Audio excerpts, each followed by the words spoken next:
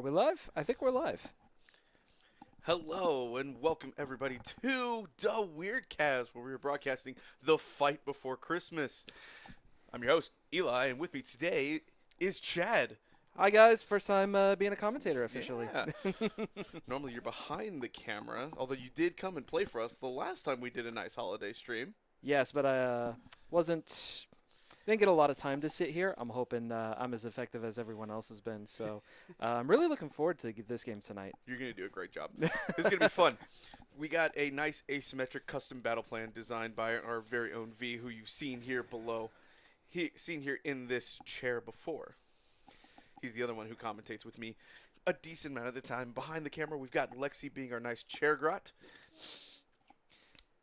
And like I said, it is the fight before Christmas. Hey, Chairgrot, if you want to hit that special button that I've added, we can actually talk about our custom battle plan today. Ooh.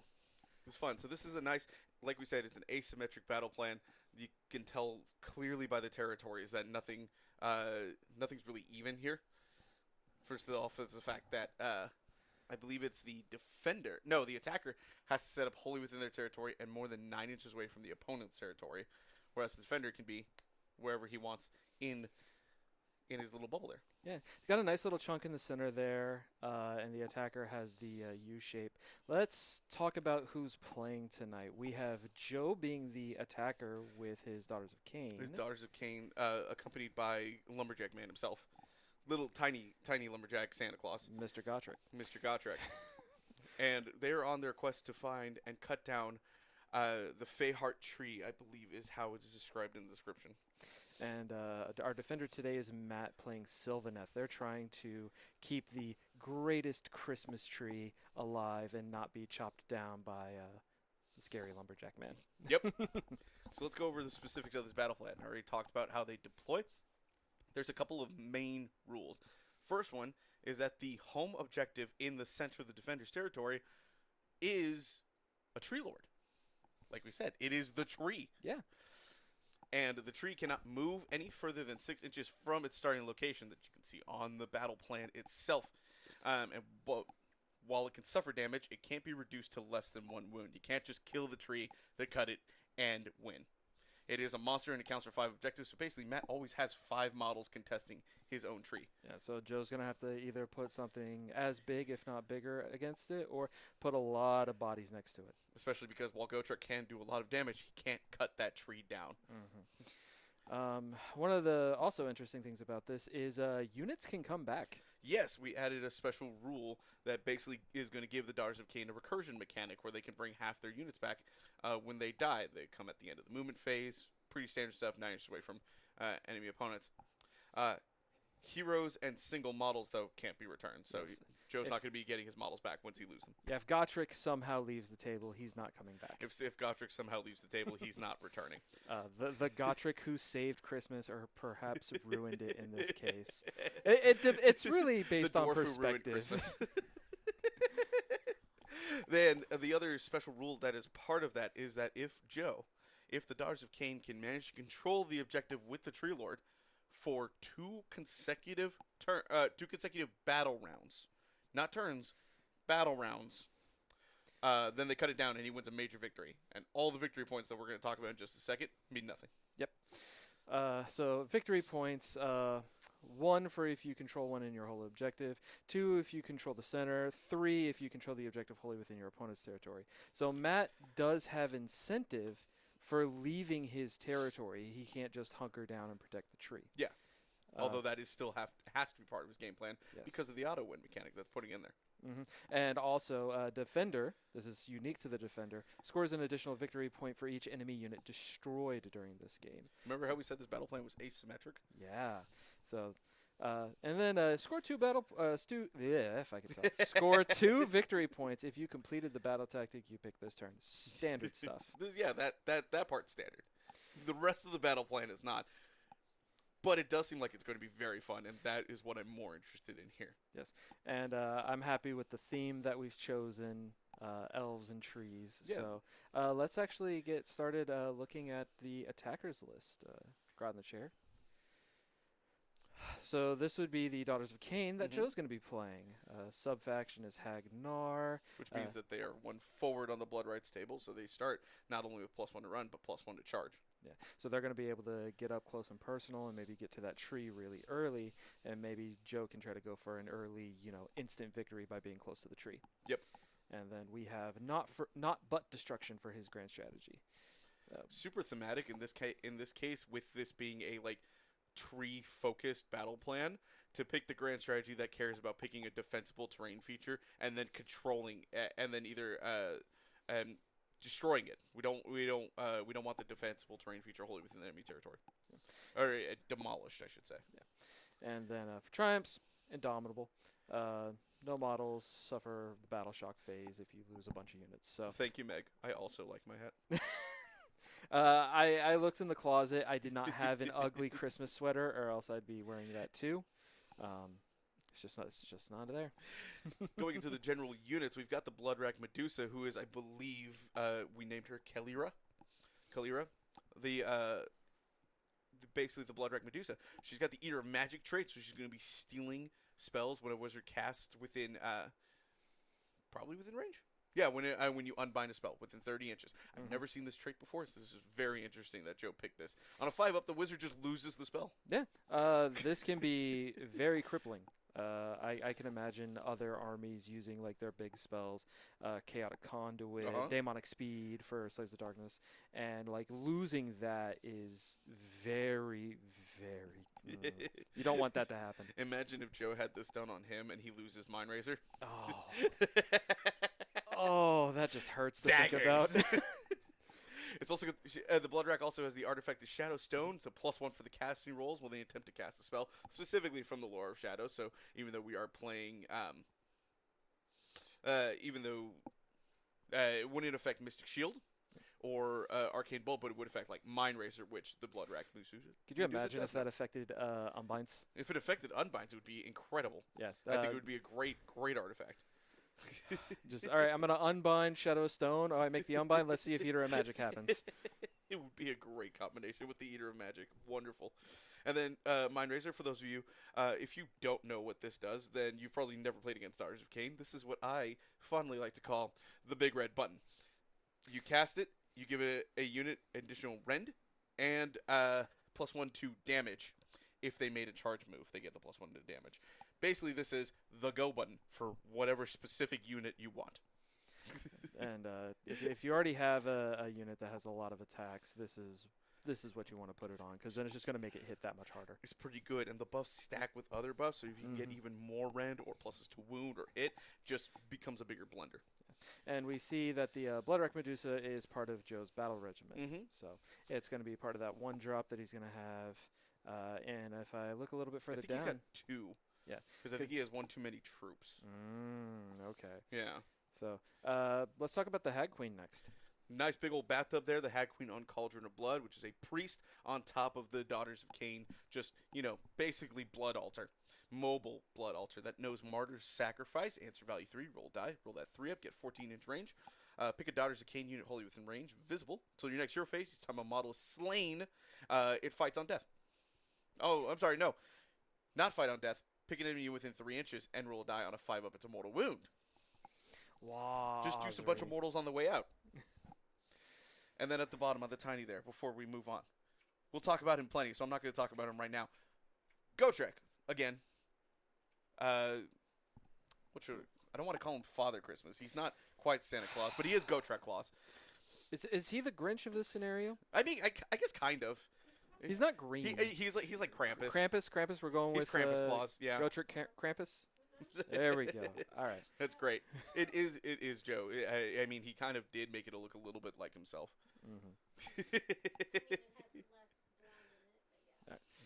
Second page, please.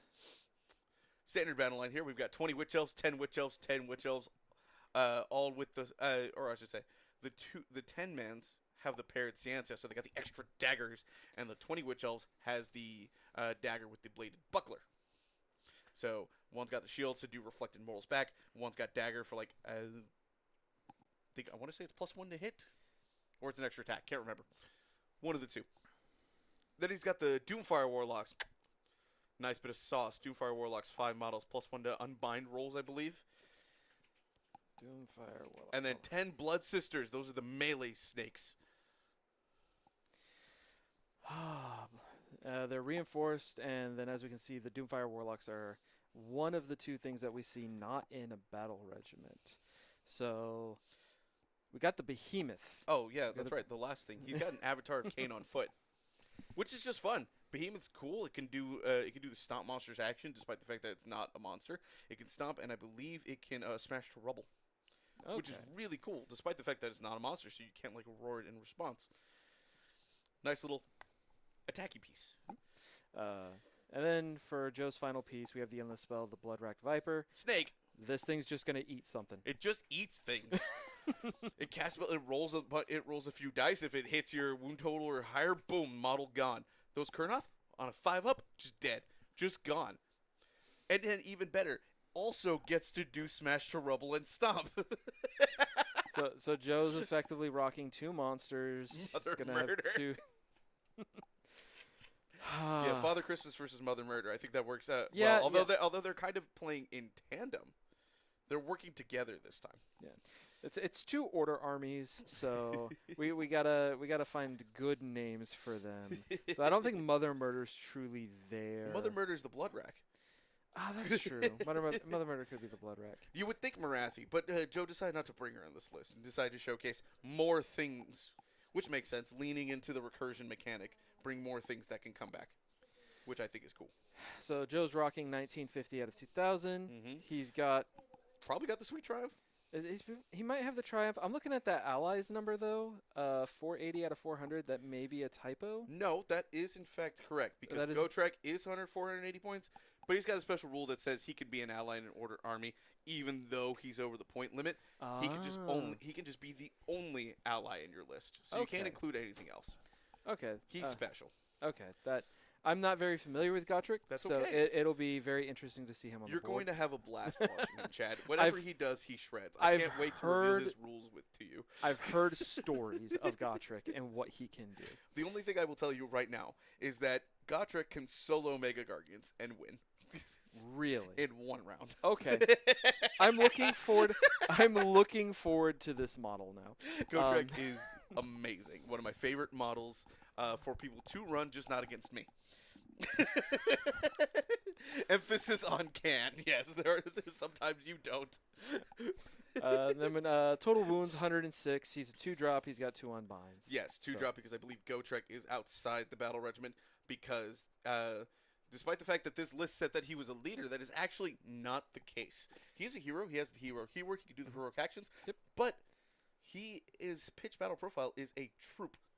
Really? He is not a leader, so you can have your 6 leaders plus Gotrek if you so desire. There's not many lists that actually want to do that just for the sheer emphasis of the fact that he's 480 points. But we're here to have fun, so we're gonna try to have fun. Exactly. All right. Let's move on to the Sylvaneth. All right, Matt's list is Heartwood list, which means we're going to be running a lot of Kurnoth because Heartwood likes Kurnoth hunters. After deployment before the first battle round, he picks 3 enemy units on the battlefield. All his Heartwood units get +1 to hit on those units. Nice and simple. Should be Daughters of Khaine. Daughters of Khaine. Candy Cane. Okay, very, very yeah, good. I like it. I love it. Since we are still playing out of the GHB, Matt decided to take one of the GHB Grand Strats called Spellcasting Savant. He's got Arch Revenant in there. That is an Andorian Locust because he gives him the Arcane Tome. So his goal is to just keep that model alive. Hopefully it doesn't meet Gotrek. Yeah, just keep it in the back behind the tree, and maybe it'll stay safe. It's very true. Daughters of Candy Cane versus Cedar Fever. Very thematic, very, very local to us too. Yeah, I've been getting the sniffles a little bit, so I'm feeling the Cedar Fever. I apologize if you do hear me sniffle a little bit too much on the mic. You're just gonna have to deal with it. It is cedar season after all, like you said. Yeah. All right. All right, so we've got the Arcane Tome on the Arch Revenant. War Singer, add 3 of the move characteristics. This is also in a battalion regiment, and what are we expecting from Arcane Tome Arch Revenant? Is it just going to sit in the back and cast Mystic Shield? Is it just going to cast So buff yes spells? and no, because the Arch Revenant also has a command ability to buff Kurnoth hunters Mhm. and give +1 to their wound rolls. Okay. But also any unit of Matt's that starts their move wholly within 12, thanks to the command trait, gets an additional 3 inches to their movement phase. So what you might see is Matt move the Arch Revenant first to get units that are up in front in range of Warsinger, and then they can move and get the additional 3 inches afterwards, which helps because Kurnoth are in themselves not that fast. Okay. 3 inches of movement added on, I think, puts them at a movement of 8 for units that want to just move, charge, and then fly away because Sylvaneth. All right, and then for leader, Dryka Hamadreth. Yep, the angry lady herself. She's literally like the spirit of rage, essentially, from the trees. Okay. And for spells, we're looking at Verdant Blessing Mhm. and Verdurous Harmony. Yes. So, casting value is 6, range 18 if cast. Set up an awakened wildwood terrain feature wholly within range, visible to the caster, more than 3 inches from all of the models, and the spell's invocation, terrain, and objectives added to your army. Yep. So, this is Pull of a tree. magic trees. And I believe you get to teleport off of these trees, if I'm remembering correctly. They can teleport they can teleport to the trees, from the trees. Everything is centered around the trees. Yes. Another locus, more like the only locus, since Drycha is unique and will not count as an Endorian locus. And then we have the spell Verdurous Harmony, casting value is 7, pick a friendly Sylvaneth, wholly within 18, and visible. Return 1 slain model from that unit. If you pick a unit of Dryads, Tree Revenants, or Spite Revenants, return D3 models slain to that unit instead of 1. Yep. Some nice recursion. It's going to keep him in the game. It's going to have his units be able to protect the tree more, gunk up more Joe's army, and this could potentially be, I'd say, a game-changing spell. It's a huge spell for Matt's staying power. Like we said, it helps him heal his models. He's playing a lot of Kurnoth. They're 5 wound models, just helps top them off. And then the fact that he gets to pick, because the reason that we're in a battle regiment and yet Drycha knows 2 spells is because Verdant Blessing is a spell that she just inherently knows just by being a Sylvaneth wizard. And so setting up a tree to do all the things, but also have the ability to just be like, hey, look, normally I just heal 1. But I'm going to also heal D3 for this spell. The battle plan recursion, that's only for the attacker, right? Only for the attacker, yes. So this may help Matt even the playing field then with his own recursion. Yep. Because it doesn't, the unit doesn't have to be out of combat. If they're gunked up, they can put them back. Joe's units have to die to come back. So we'll see how that actually. Matt is the Lorax. He speaks for the trees. That is true. That's true. Unfortunately, no Go-Track Lorax here, like my friend Andrew in San Antonio. And battle regiment. So we're looking at the potential 1-drop here. Can we get the second page, please? And I believe, if I know Matt, he does actually have everything in a 1-drop. Yes, you can see that on the bottom of the page. He's got a Warsong Revenant. Okay, so I was wrong. He does have 2 leaders. Yeah, there we go. Or two Andorian locuses. Verdant Blessing, we went over that earlier. We have Tree Song on this one. Casting value 7. Pick an awakened wildwood within 16 inches of caster until the start of your next hero phase. Improve the rend characteristic of by friendly Sylvaneth used by 1 if they're wholly within 9. Yep. So Kurnoth gets slappy. So it could our grot in the chair is doing a thing.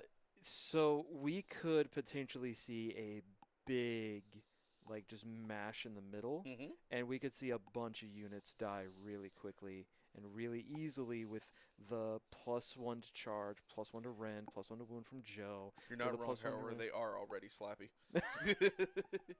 But yeah, no, you're totally right. And I think one of the combos we might be looking for to see from Matt is to have Drycha cast Verdant Blessing to put in Awakened Wildwood somewhere in the middle of the board, or at least closer to where he wants Kurnoth. Then cast Tree Song on the one that he just summoned and get the Kurnoth over there via some sort of teleport, and then attack. Yeah. That'll just put a roadblock right in the middle of Joe's maybe initial plan of just putting stuff in the middle and trying to run straight. Exactly. He's going to have to put models on both sides of that U-shape in order to actually maybe get to his target. You're right. You may not want extra rend against half-naked elves, but you know what you do want extra rend against? Go-Trek. Grot in the chair, can you move your mouse? Thank you. Rend 4, same as Rend 2 on 5 save. Yeah, that's fair. True. But more splat. More splat good. I do. and it's for the just in case scenario. Like what if Joe pulls out some crazy like Mystic Shield, and then I'm gonna add 1 armor, 2 armor to it somehow, and then their Rend 2, Rend 3 is actually looking pretty good right now. It is also fun to say my unit is Rend 4, but Yeah. you're right. Yeah, hero with Mystic Shield, all out defense, finest hour. Yeah. Very easy. And then let's go down the battle line. Mhm. We've got 3 Kurnoff hunters with great bows, 3 hunters with great bows, 6 hunters with scythes, and then that unit is reinforced, so that takes up one of those slots. And then we have Revenant Seekers, and then for Endless Spell we have the Spite Swarm Hive. I'm not familiar with this one. So the Spite Swarm Hive basically on a it's been a while since I played against Sylvaneth. Affects run and charge affects charges essentially. Okay. I know. Grandpa Webb in the chat can help me remember the specifics of Spy Swarm Hive, but it's a spell that goes off on a 2-up. You basically get like additional like run charge. It affects the movement. It helps the Kurnoth get into position that they need to get into. But it is an endless spell. Now, here we go. notably, before we move on, the Great Bows do not get affected by Tree Song on their shooting. Tree Song just affects melee. So it's just those Kurnoth size that are going to be starting run 3 and then becoming run 4. Yep. With the Revenant Seekers being like 2-up, bring 1 back. Plus 2 to run and charge. Thank you, Asri. All right. Can we go to the table? And again, like to mention, as we're seeing them set up, the Tree Lord that is the Feyheart is not part of the list. It is a free unit that Matt gets to include with his Sylvaneth. Yep. And as you can see here, it's pretty much the setup. Looks like maybe the map's a little off from the camera. Yeah. We didn't have enough time to really set it up. Maybe we can get them to move it so that way it lines up a little bit more properly. But you can kind of see what we're going for here, Yeah. right? Like it's on the table, but you can still see that nice box in the middle, that neutral territory that Joe is not in. He decided to deploy all in those middle those middle squares there, whereas Matt set up this nice little block in the front there. And then we have the first set of forest right there in the top left-hand quadrant of his section.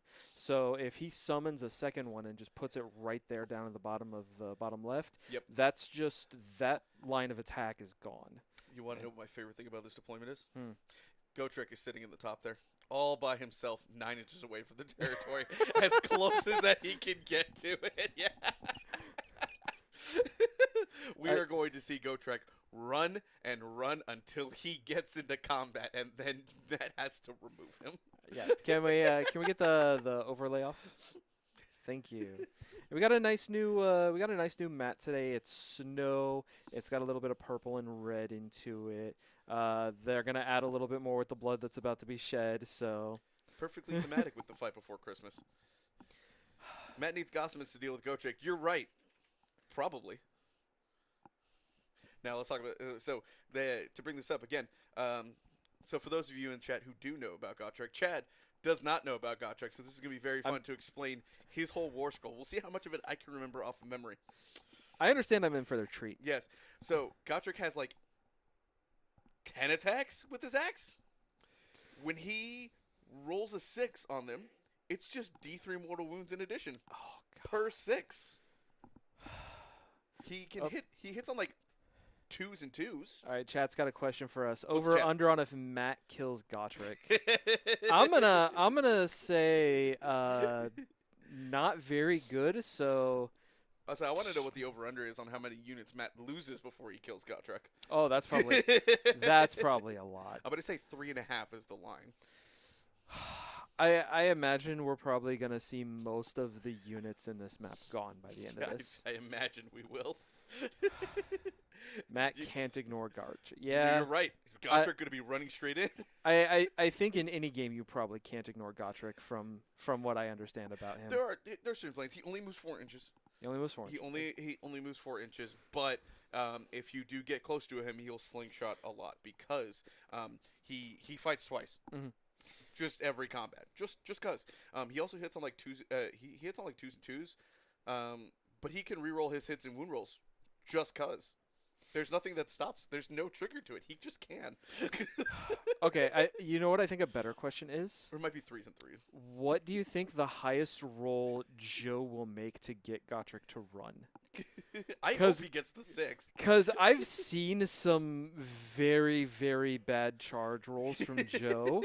I'm wondering if that extends into run rolls. So what I bet we'll see happen is he'll roll that sweet 6 with the run roll, but then when he needs to make the charge, it'll be like a 4-inch charge, and he'll roll like a 2 or a 3. Like there's no pluses to charge on Go Trek.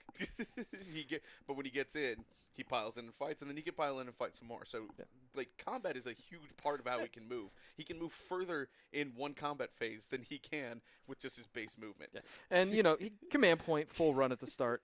But we said Joe has to be smart in order to do that heroic. So, all right. So let's get to the real question. Who are you rooting for tonight? I'm rooting for Gotrek. Rooting for Gotrek? Yeah. Okay. I don't care who wins. I want Gotrek to kill things. So I'm rooting for Matt for a very specific reason. Yeah. Joe has recently started to get me to watch Jujutsu. Wait, it's D6 damage? Oh God, I'm sorry. Okay, no. That's an eye opener. That's a true eye opener because that means the amount of damage D6 per 6 can be exponential depending on how Joe rolls. Yes. But all right, tell me why you're rooting for Matt. Joe recently started getting me to watch Jujutsu Kaisen.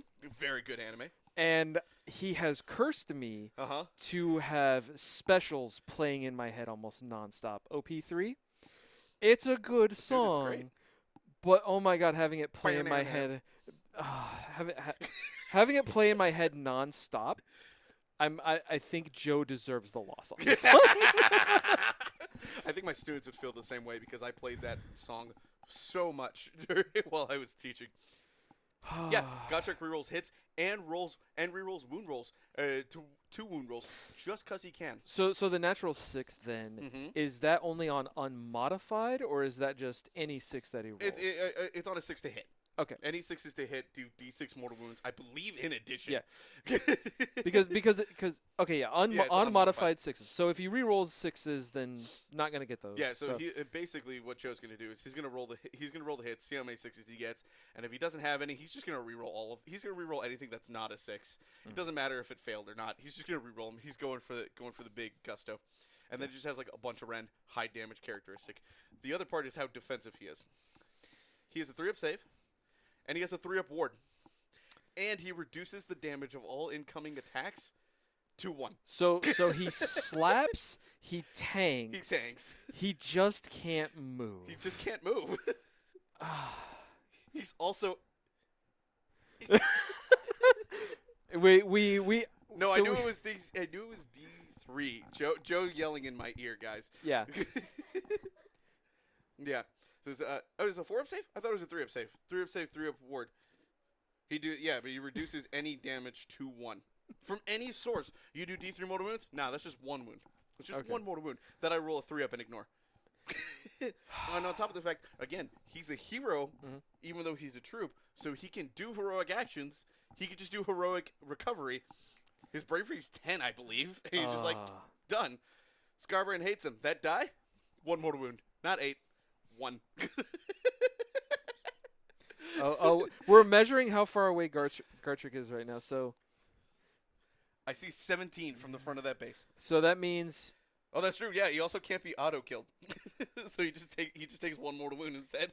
So I think they measured that Gotrek is 17 inches away with his 3-inch move. You said. Or 5-inch move. It's a 4-inch move. 4-inch move. So maximize with the command point makes it 10. That's a 7-inch charge, and there's the handshake. We're ready to start.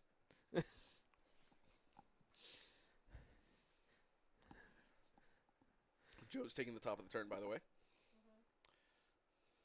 He's selecting his battle tactic. He's trying to select his battle tactic. Intimidate the invaders is what it sounds like. All right, cool. So he's got to have more units outside of his territory than he does in his territory. Wholly outside both. He can't just straddle the line with any of the units, otherwise they don't count. Rolling to see primal dice. Looks like they both get 1. Yep. Yeah, intimidate the invaders.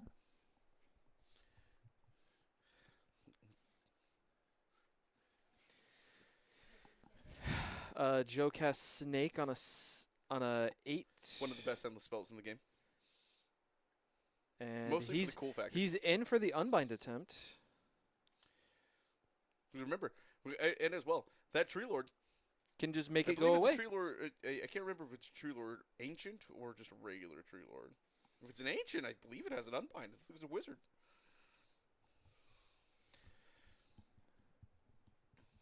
It is an Ancient, which means it does have an Unbind. It's the hero dude. He can ward the MW from the autoslaves, Mhm. while Lord Gotrek regularly shrugs Hand of Dust and murders Nagash. Yeah.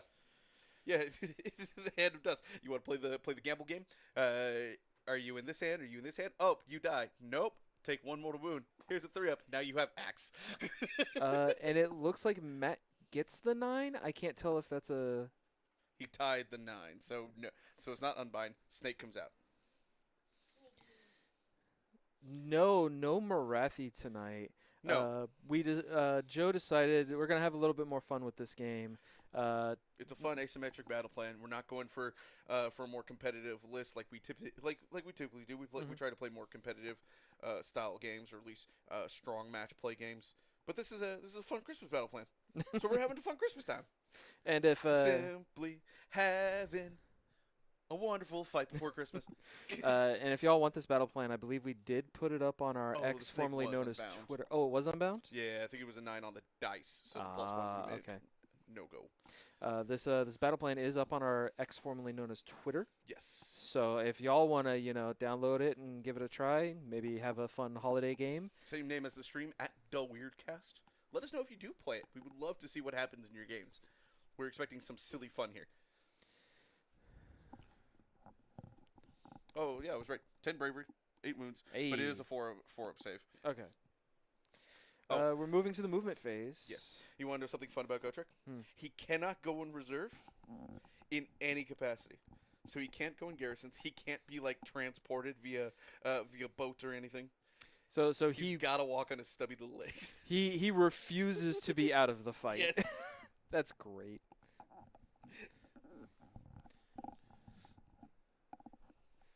So Joe did use the command point, gets Gotrek to run the full.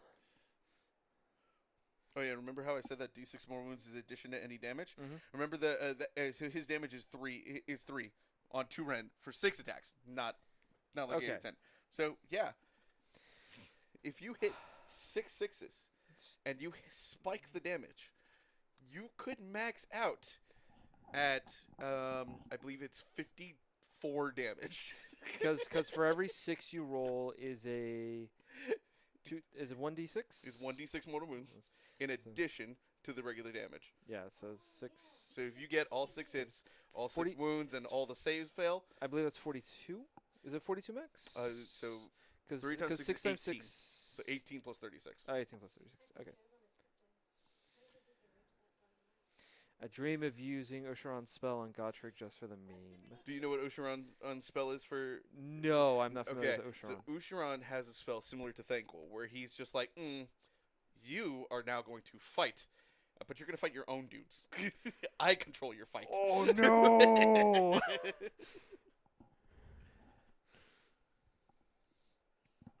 It's So very fun. You can just be like, all right, cool. Suffer under the curse of madness and fight for me. So Joe's moving straight up the board. Yep. So I'm curious to see what his strategy is going to be going into round 2 and round 3. Because moving up the board seems to be the sound strategy, so that way he can then plan how he's actually going to get to the tree. And I believe... You might be bum rushing the force.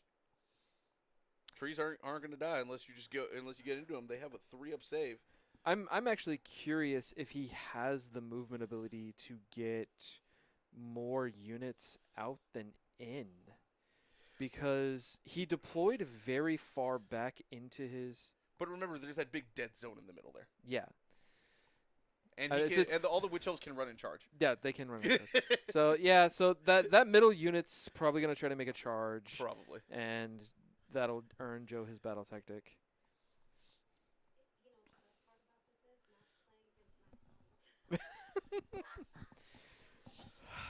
You know what, Lexi in the chair brings up a great point. Let's point out how many of these models that Joe contributed to the stream today. Can we zoom in to the top right?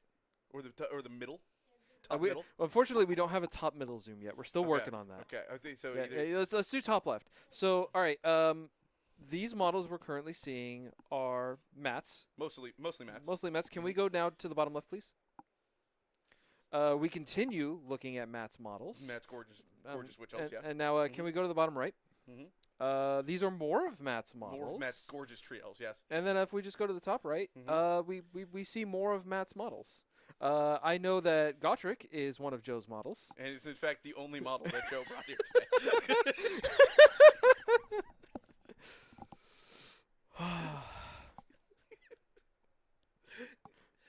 Which is why I'm also in favor of Gotrek. If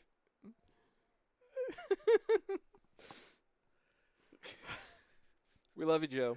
We love you. We love Joe very much, and that's why we have to rip on him at every conceivable opportunity. It is part of my personal goal to have him do his heel turn for the 2024 season.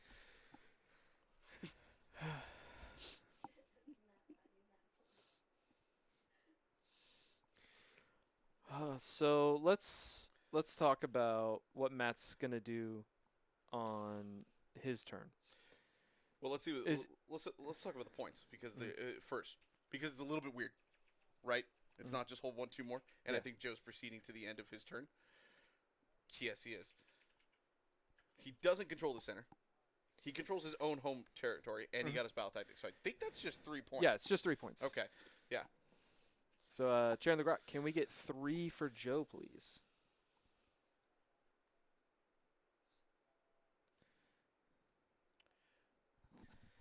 And no additional primal dice, I believe. So I think they're both still at 1.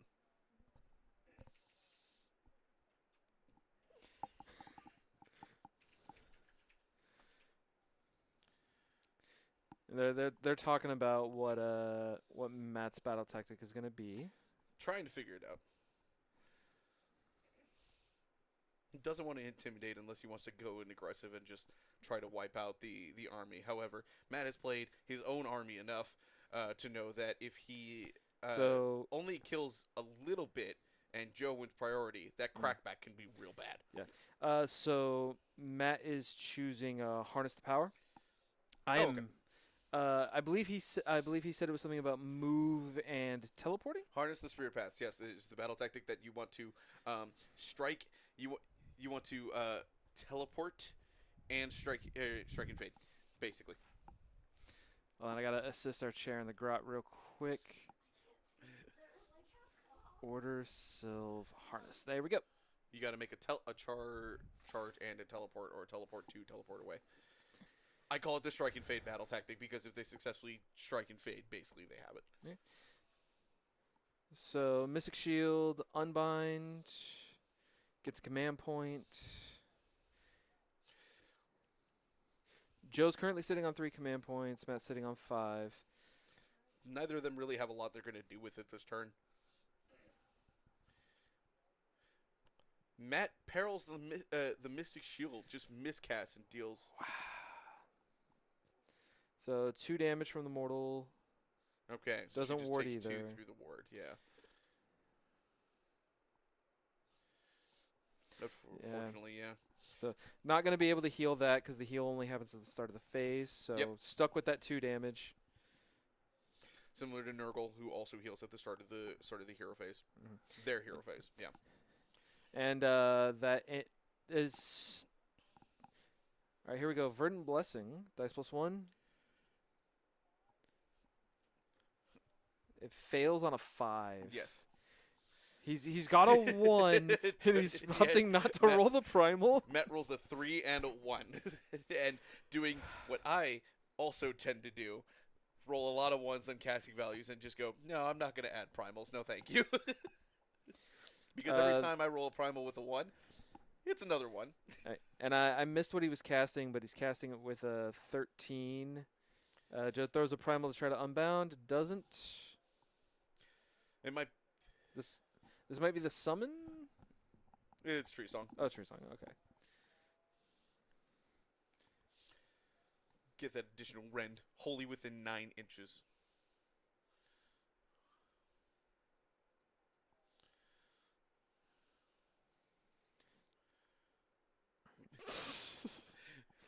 Joe wants Matt to cast Arcane Bolt so he can just 5-up take it away. Ooh, and Matt is casting Arcane Bolts. Cast it on a 7.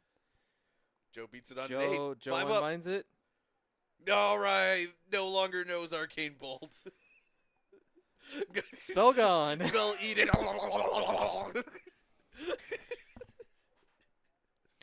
And it's only that model loses It's Arcane only Bolt. yes, exactly. Okay. Only Dragsha has lost the ability to cast Arcane Bolts. I like to imagine that Bloodwrack Medusa like jumped up and like ate the arcane energy, like. Let's slurp it up with a straw. Just think Cthulhu possessed Eli. Joke's on you. I was the inspiration for Cthulhu. All right, so we're done with spells. The other thing to think about the fact is that Matt can't move within 9 inches of Gotrek because then Gotrek will redeploy forward. Yep. Honestly, I say just put a 9-inch stick down and then just make sure you never cross that path.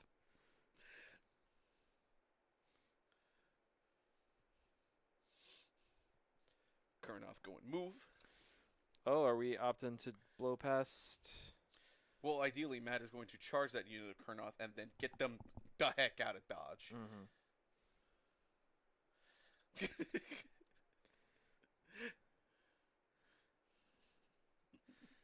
Joe Make it trying to to stay remind outside of Matt 3. that the lumberjack is in fact there, and therefore the Kurnoth cannot just sit right next to Gotrek. Despite the fact that Joe, I think, would be very happy with that. Be a free 6 inches of movement. And Wildwoods are doing the Wildwoods thing of coming apart whenever you're trying to move stuff around it. Of course.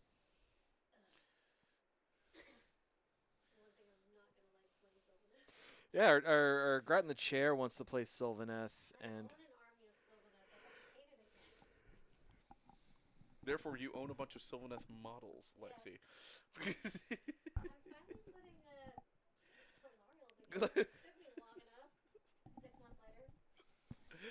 hey, eventually is better than never. Gotrek coming in, hiding behind the trees. Gotrek hiding behind the trees, trying to sneak around to the Feyheart tree.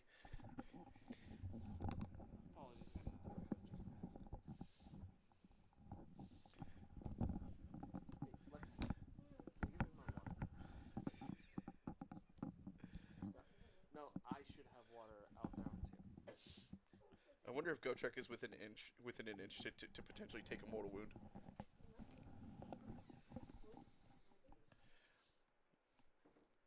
Matt is recounting the tale to Joe. Apparently, one game, probably against V, those trees killed Scarbrand and Bellicor. Okay, Bellicor I can understand because he doesn't got the ward. So if you Bellicor's just, a punk ass bee. He deserves it. how did it kill a Scarbrand? Scarbrand also doesn't have a ward. Scarbrand doesn't have a ward? No. You know, considering that you want him at lower HP. In Khorne, he has a ward. Okay. In Khorne, he has a ward as long as he's outside 8 inches of any enemy units. But if he's up close, no. Okay. And usually, if you're next to the trees, you're next to the Sylvaneth units. I would very much appreciate water. Agua. Agua is good for the soul. Hydrate or dihydrate, audience. So remember, guys, that Tree Lord on Matt's home objective can't move outside 6 inches of the center of the objective. So he's just moving him a little bit there. He's kind of just blocking Gotrek. Again, the ideal unit for Matt to have fight Gotrek. Because he can't die. Because he can't die.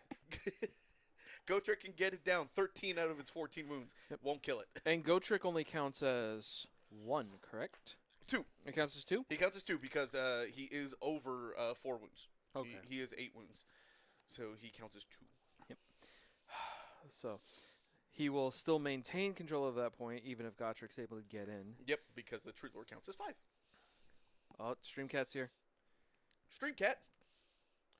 The A regular appearance of Streamcat going through the courts, trying to figure out what's going on. Potentially knocking things over, and there he we is. got it. We're good. Hello. It's Streamcat. Flash your butt to the world, why don't you? It's Cat's what he's going to do.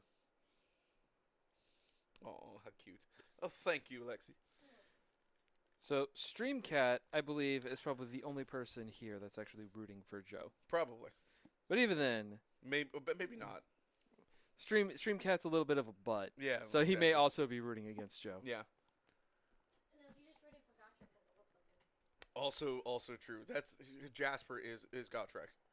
That's the truth. Yeah. I mean, they're basically the same color. Oh, he's trying to escape. He's looking at something. What do you see, buddy? What do you want? Me? You want me?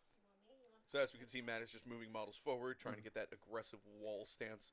Those bugs are fantastic supporting the Kurnoth, since they can just bring whole Kurnoth hunters back to their units.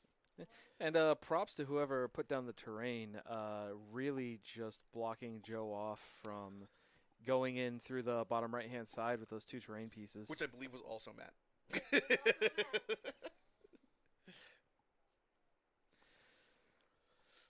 Also, shout out to the Dankhold himself for letting us borrow this beautiful terrain that fits very nicely on the mat.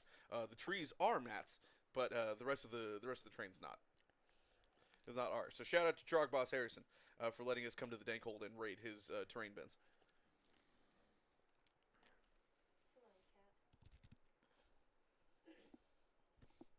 I wonder if that ice crunch came through on camera. Please tell me if you would like more ASMR from the Weirdcast. I will happily provide. As I also try to fill time while Matt just moves all his models, and there's nothing much to say about it. He's just moving forward.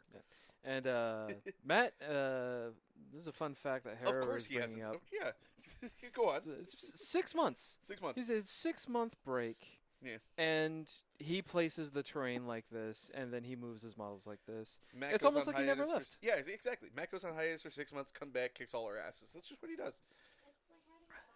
It's like riding a bike for me. It is like riding a bike for Matt. It takes 435 goblin shooters to kill Gotrek in shooting. Have you tested this, Spence?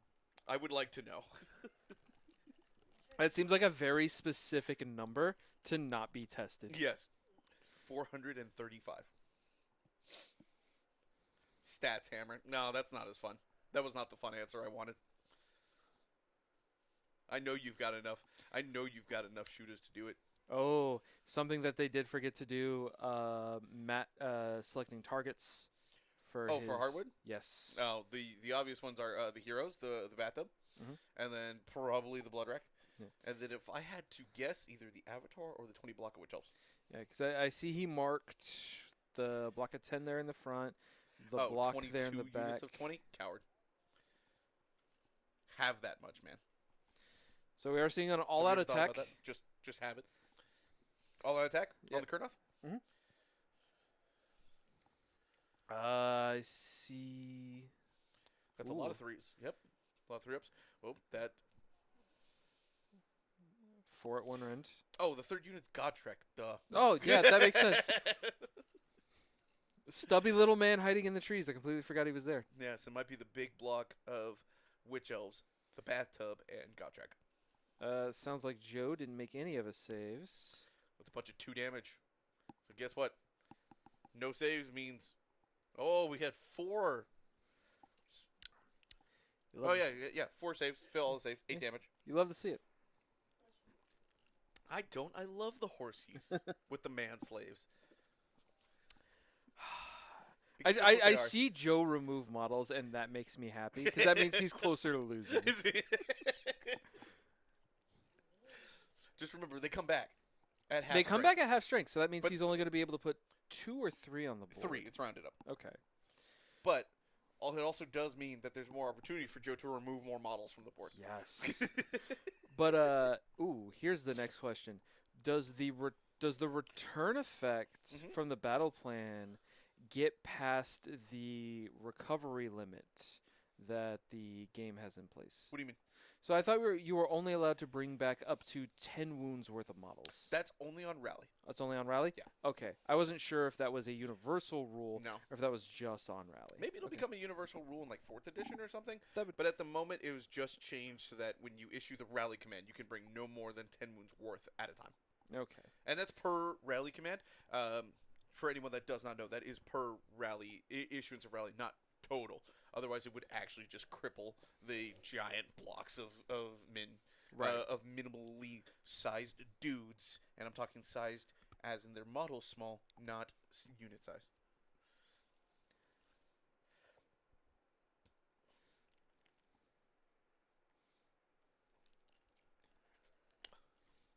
All right, Joe's looking for 4s on this.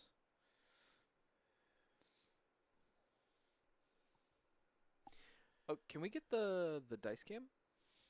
Because Joe's actively Is using Joe it. using the dice cam? Yeah, Joe's Look at using him. the dice cam. Just play Feck. Yeah, you know what? Should have thought of that. Do you know how Feck's recursion mechanic works, Chad? Have you got a chance to see it? Flesh Eater Court's recursion. It's based off of grave sites, isn't it? Or am I thinking of Soulblight? You're thinking of Soulblight. Yeah, I'm thinking Flesh of Eater Soulblight. Court's got a new recursion mechanic. Mhm. They always had like muster where the heroes can just like call forth essentially new members. Okay. Right. They still got some of that, but they have a full recursion mechanic where when a unit dies, it can come back at half strength.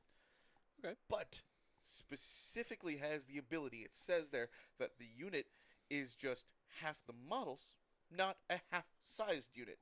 It's a full-sized unit that comes in at half strength. So it means you can rally and bring the rest And of it it specifically back. says you can use rally and muster to bring that unit back to full. So if you decide to bring a double reinforced block of ghouls, which are now size 20 men, not 10, so you can bring a 60 ghoul block, kill that block somehow, comes back at 30 blocks, 30-man unit. You can rally and muster that back up to 60. Do you? It does take time since, like we said earlier, rally only brings back 10 at a time, but muster doesn't have that limit. Do you think we will see like what Soulblight had, where it was just bring nothing but zombies? I think we will see that early on because it is the easy build to see that's good. Mm-hmm. I think it's either going to be that or it's going to be like Hollowmore Knights because they get like an additional damage on the charge or something. Okay. So we'll see like Horrors and the Morbeg Knights, which are the new Batcav, just get like an additional damage on the charge. I think those are going to be like the two big lists that we see out of Feck to start because a bunch of ghouls is just going to hold objectives really well, and things die when they get hit with a bajillion damage and a bunch attack. Spence is saying, cast Levitate on a 60 block of ghouls, Gore Warden teleport. Yes, you can, because the Gore Warden has the ability to teleport a unit that can fly. Ghouls can't fly base, but if you give them You give levitate, they can fly. They have the for fly turn, command. and then you can just boom, they're done. And then they have a spell that says like a unit that was set up this turn can move d6 inches towards the enemy, so they start outside 9. They can move to be 3 away and then charge. It's If so you roll the 6 on the d6, it's d6. You could roll 1 and be Eventually gonna get to be able to see that because yes. Yeah, we got a fact box. a cruel taskmaster, 2 archers behind a 60 block. Yep, just keep them alive, help them get better. 18 back a turn is gross. They benefit from Hoarfrost really well in this GHB, which is another reason why I think we'll see it, because you can make them do damage. So I think those are the two main builds that we're going to see. Unsure how much Usharon we will or will not see. Usharon is a lot of points. He's like 440, but he's really a big build-around unit. And if you take Usharon, you really got to like actually make him be usable. Straight to jail? Right to jail. Back to the game we actually have at hand, and we see Kurnoth Scythes charging Gotrek. This is going to be very interesting. Trying to take him the hell out. Because how many attacks are we looking at with? I want to say it's like 3 per model for the Kurnoth Scythes. 3 per model, 3 threes, -3, 2 damage piece.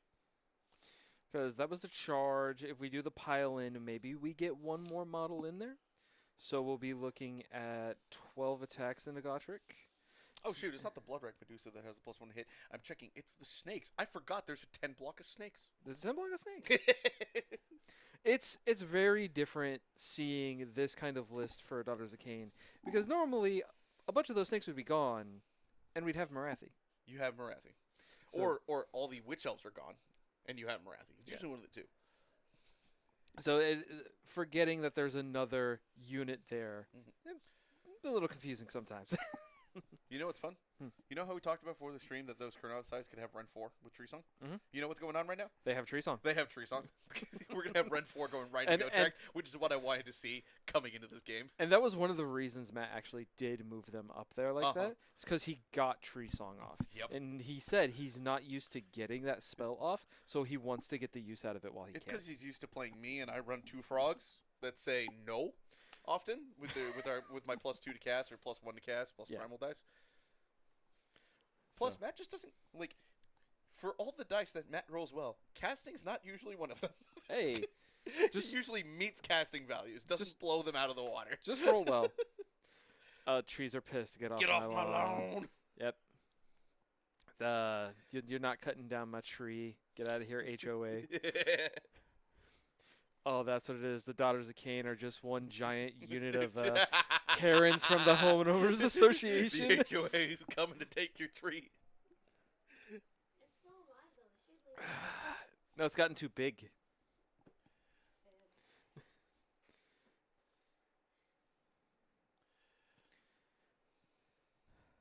So, yeah, he's going around Gotrek, so we're going to get at least one more in there. Yep.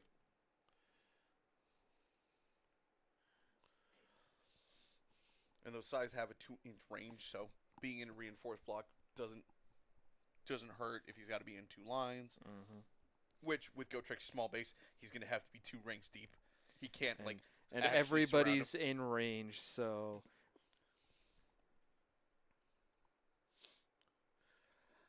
+1 attack order. mhm.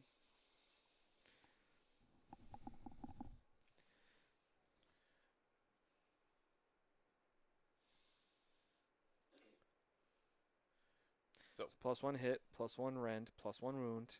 +1 And- to attack. We may see something, but this is Gotrek, so This is Gotrek. I'm waiting to see Joe just say no. None of that happens. Yeah.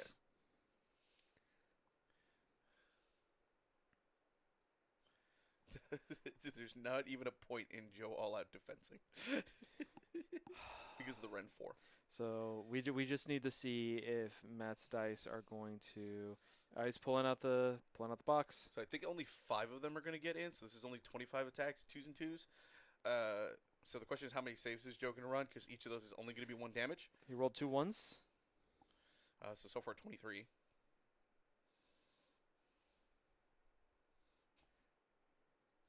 Is that 2 more ones?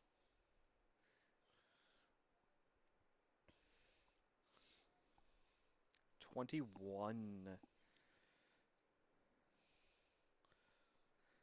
So 21 damage, 21 against the damage. 8 wound model. And Joe's got 21 3 upwards to make. So that means it's 21. So ideally, Joe lives on like 1 wound. Yes. Or But Gotrak lives on 1 wound. Joe's rolling his America dice. So See how can many we get. can we get the stream chat moved slightly to the left so that way we can see the roll?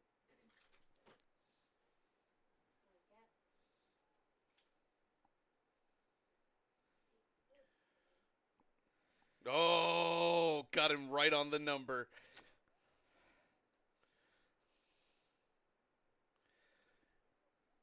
It took a lot of buffs on the side center to kill Gotrek to the wound. Wow. And that's only because, and I think ideally, realistically, only happens because Matt has trees on. Because otherwise Joe gets some saves. So this is Lumberjack wanted to cut some trees, and the tree said no. In a big way. the treants finally started walking downhill. Goes right in the world. Of course, resident dwarf hater. So We didn't get to see Gotrek be as epic as he could have been. So I think they're talking to make sure that they did get the math right. And I think Matt just said they killed him 1 over. Yeah. So with that, I believe Matt gets his battle tactic. Mhm. He controls his point. He controls the center point. And he killed a unit. Yep. So that should put him 2, at 4. 3. If he gets his battle tactics, that's 2. Middle objective's worth 2 more. Home objective's worth 1. Killed a unit. Killed a unit's worth another 1. So he should be sitting at So 6. you should be sitting at 6. Trees know who the biggest threat was. You're absolutely right. The guy with the axe. So yeah, mathematically, Gotrek should have taken 7 damage. Joe rolled 1 under. Dice giveth and dice taketh away. They sure do. So now that Gotrik's off the table, who you rooting for? My sadness. I should have known. Gotrek was piloted by Joe. I shouldn't have trusted Joe. Oh.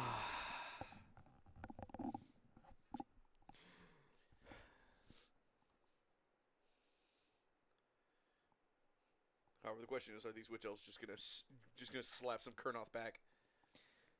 Probably not.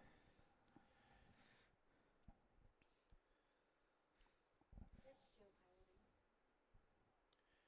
Against me. Sienna.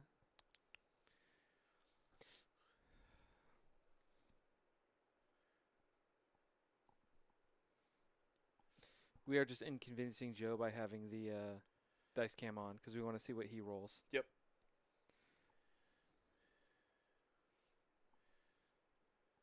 Looking for twos. I see. I was gonna say. I see a 1-1. Yeah.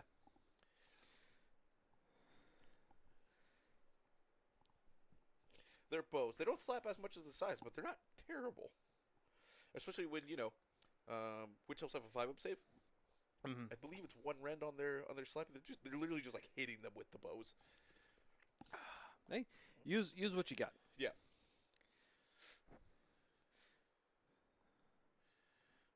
So we're looking at 3s and 3s here.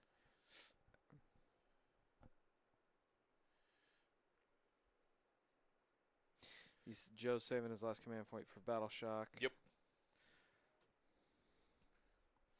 Joe's looking at 5s, fails both of them. Not surprised. Can't ward them.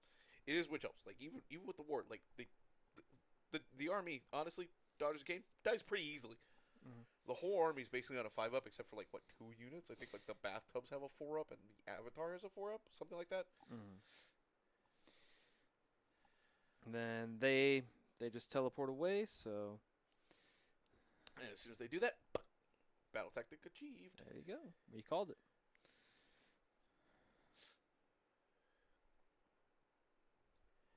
Strike and fade.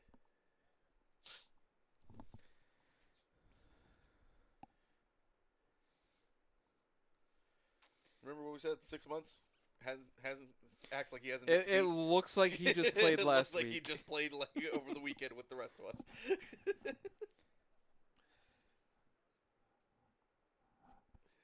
However, literally, if those sides had left Gotrek on 1 wound, Matt would have probably moved the sides. Oh, absolutely, yes.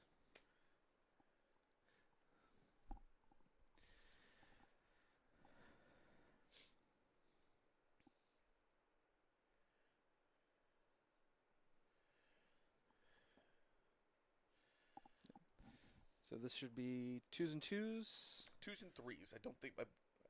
I think he's in Are they- range is he in to range of get the Archfeminine? bonus. Oh, I see it underneath the tree. So yeah, Yeah. then 2s and 2s. Trees are doing their job. Yeah. I don't think he missed 1. It'd be 9 attacks, 2s and 2s. There we go. So 6 get through. Looking for 6s because of the paired knives. Oh, let's see. Yeah. Wait, do they have no rend on their regular melee attacks? Yeah, thought they had one. they're checking the range of Tree Song. Yeah, I thought they had 1 rend base. I could be wrong though. Not Kurboth app, Kurnoth. Great bows. Oh, they are no rend base with their claws. Yeah, so Tree Song would have given them 1 rend. So it's either a 5-up or a 6-up.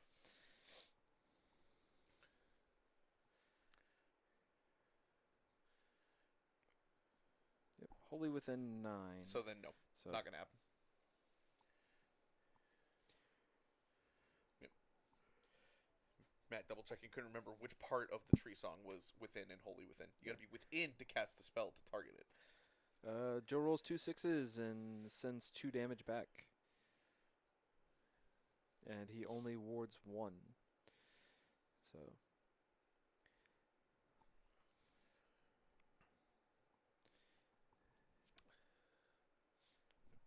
Tree roots just come up and go stab.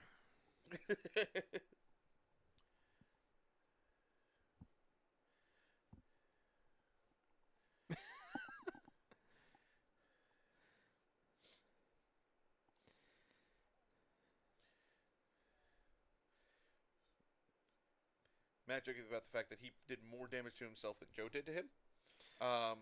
But he also won the combat because he killed Goat Dragon. Yeah. Like, I don't think nothing else really matters this combat other than the fact that Gotrek died. Gotrek's dead. And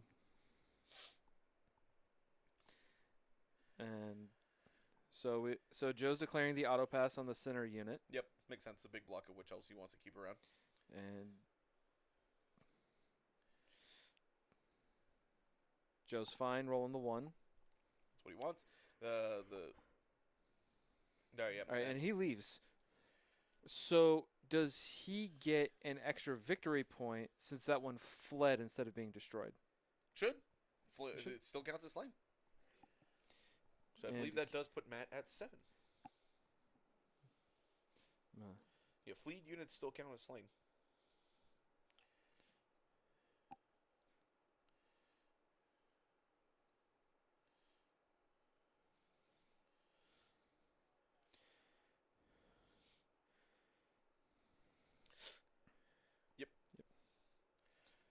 uh, So doing the interesting thing where Matt just gets ahead 7, we're going to figure out. Grot in the chair. Can we add 1 to Matt, please? So the interesting thing about this battle plan is that we are testing it live, basically. We did not practice a game before this. So you're seeing it right before your very eyes, guys. So defender scores 1 victory point for each enemy unit destroyed. Yep. So he does gain the second Battle one from Shock. that, Battle so. Shock does make it count. It is destroyed. Joe won the prio. Joe wins the prio. He's taking the turn. Definitely wants that. And I missed what his battle tactic was. Check the record. V is in the chat. He is not typed what the battle tactic is though, so we'll figure it out along the way. I think the battle tactic is in fact going to be. I'm pretty sure Daughters of Khaine have one called "The Friends We Made Along the Way." Nobody gets primal dice, so if you could take those primal dice to 0s. So Joe. Clash of Blades, which is I believe charge 3 units, otherwise known as I'm now going to affectionately call it "The Friends We Made Along the Way." So Actually, no, that's the grand strat. So Joe does have the ability to bring back that unit that just died. He does. He will have the opportunity to bring it back at the end of his movement phase. Is it It is Clash of Blades. Yes. return destroyed units to the battle? It's at the start of their hero phase. So No, would that be it should have gotten changed. It should be the end of the Okay. movement phase now.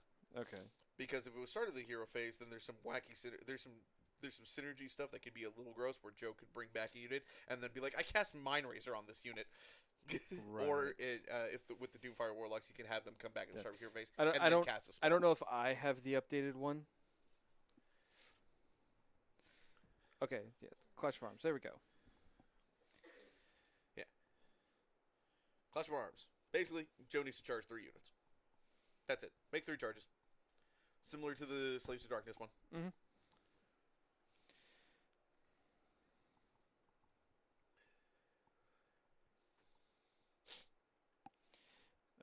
They're asking who had the more points out of the army. Oh, that's Matt.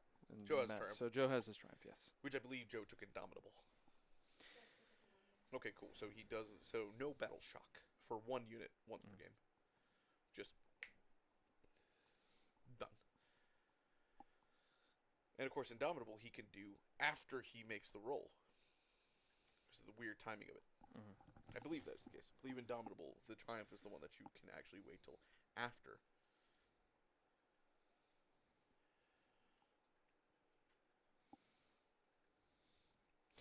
Avatar's becoming Correct. rend 3 damage after 4. you take a battle shock test. So you can see the roll and determine if you need to use it or not, which is very nice. It's very useful. Sometimes you don't make the roll because you just know, like if you have a unit of skinks, for example, totally not speaking from experience, where you just lose like half the unit. You're like, yeah, I don't want to lose any more models. I know I'm going to lose models, so no, thank you. It's like, don't even bother. I want to lose 0 models, so I'm not even going to roll it.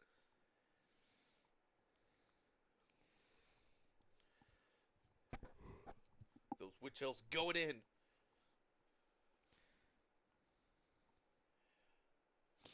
So I thought actually at the end of round 1 we'd see a little bit closer in the points, but with Joe holding back a little bit and not really putting anything in that center objective, Mm-hmm. it denied him the closer score that I was expecting. Yeah, he could have basically come. He could have come really It- forward and really aggressive in taking that center objective, Yeah. but I think it would have just put him in a position to get crashed into by Matt, and if Matt Yeah. won the double, the game would have just been over immediately. Yeah, because if Joe took that center point, we'd be looking at 7-5 if the turn played out the same way. Yeah, Um, and in fact, but it could have been even swingier because Matt could have potentially killed more units. mhm. So this could have been a way for Joe to leverage, for Joe to leverage. Nice charge. The extra VP for killing units might be too much. Yeah, I agree. That might if there's gonna be a sticking point with the way this battle plan plays asymmetrically, that might be the point. If I would say if you kill a unit, get 1 VP, and not have it to where it would be kill Yeah. multiples and get multiple VP. It could be cap it per round, or limit it to just the starting units, not the replacement ones. Yeah, because with the way it's written, the replacement units come in can also be killed, and you get a VP off of them as well. And Joe's playing a fragile army. Yeah. But like we said, we're testing this live. hmm Lexi, could you put us on screen, please? There is no action happening in that dice tray, and I like my face. I like your hat. I also like my hat. And I like the stream cat. Hi. What's funny is Did you forget that I'm allergic to you? I think you did. I did. Hi. Hi, buddy. You know the camera's that way, right? No, the stream dog instead. No, I've got a No, cat. Jake will ruin something in here. Joe getting in position to charge with those witch elves. He retreated that block of 20 back. He's going to want to rally them. Mm-hmm. I like how you're just like, oh, look, petty, petty. Where you see the witch elves up top there who want to charge those Kurnoth sides. He's got the witch elves on the bottom and the big block of snakes that Joe definitely wants to get in because the melee snakes could kill a tree lord. Melee snakes could kill a Dragja. Ooh, I'm curious, because I'm thinking degenerately here based on the battle plan. No. Where is it? Where is it? Where is it? There it is. The unit must be okay. That's what I was check for. Mm-hmm. Must be set up wholly within their territory. Yes. Okay, so I was just making sure that he couldn't put it anywhere on the map like a deep strike. No. So that'll be interesting to see where Joe decides to They're put. essentially like coming back through the portal. They are just reinforcements. Mm-hmm. I'm predicting. Look at that shooting! Boom! Kills a Kurnoth. I'm actually kind of predicting Joe to put them up there at the top where Gotrek was, and I can see then push them into the scythes, clear them out. It looks like we're already on to charges, so I don't think Joe's bringing anything back yet. Oh, did Joe forget? Oh, there we go. Now he remembers. Okay, so he's gonna bring the Doomfire Warlocks. It's the only option he's got. Mhm. Bring that unit of 3 back in his deployment zone behind the house. Oh, where is he putting him? So he does have that. Yeah, you're right. Ooh. He does have that little bit of space there. But instead of going up top, he just decided to go on the bottom. Okay. I think he just wants to use them to help support the bow snake or the melee snakes, Mm-hmm. and be able to just throw snake out there. Yeah, because I do see where doing it at the start of the hero phase could become very interesting. They're just Because if too- they come back at the start of the hero phase, you put them away, then you just rally them to get the rest of them back. There's also that, yeah. unless Jeff wrote it to cap where half the unit size is the cap size. Mhm. Yeah, that is a synergy. There's all the synergies that can happen just by existing in the hero phase, as if you didn't have them at all. Yeah, it's really strong. That's one of the things that Games Workshop has moved away from having. Mm-hmm. Is those like teleports and setups in the hero phase. Because we saw it with Soul Blight and Merciless Blizzard, and there are a few other tricks that I It is know capped at half. existed. Okay, yeah. So Those Doomfire Warlocks couldn't rally back. Okay. Rally above. But still, if it wasn't capped like with FAC, you would be able to just like rally at the start of that hero phase instead of just having to wait till the next turn. Oh, I believe they're rolling in the dice cam now, so.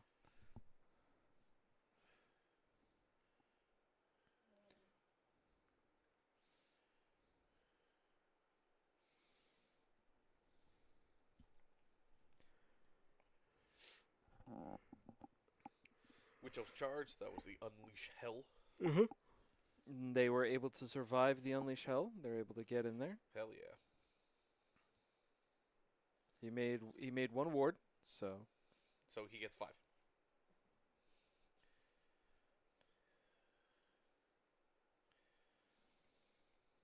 It looks like he made. Joe So loses 3 5 survived, because yep, he made yep, 1 ward. Yeah.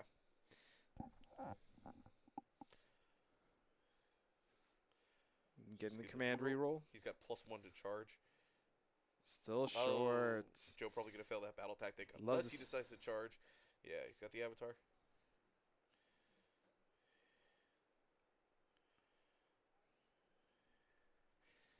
Joe getting exactly what he needed to get the Avatar into combat to slap those Kurnoth. So that's 1 charge, 2 charge, 3 charge. He That's got a the third successful. charge. That's battle tactic. He failed the snakes. But that's, you know what? That's okay. He still kept the battle tactic. He might slap those Kurnoth with the Avatar. So that means we will be looking at 7-5 at minimum. Minimum or 7-6. He still controls his home objective. Yep. Question is, how many more will Joe get? So we're looking at how many points on the center objective right now? We've got 3. There's minimum From- 2 monsters and a hero. Yeah, I'm pretty sure Joe's not getting that. No, it's he not he gonna needed those snakes to get in there and potentially do some damage in He- order to he take really- control of it. Yeah, he really did. Matt's also got a bug back there, and I think those 3 Kurnoth in the center of the tree are also all on that objective. It's Yeah. So we got the 2, the 1 there, the 1 on the left, the 3 on the top right. I think even if Joe got the snakes in there, he may not be able to take control of it. no.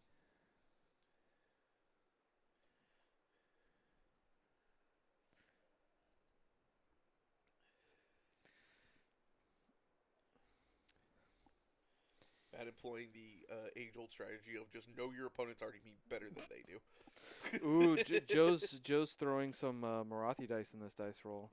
He's trying to appease her. Should have put her on the table.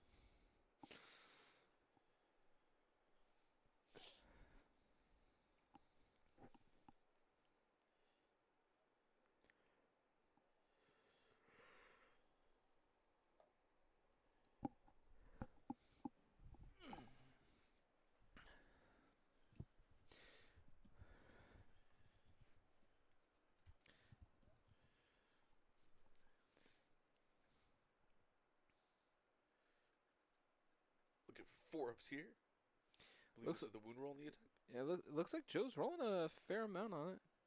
Not too bad, not too bad.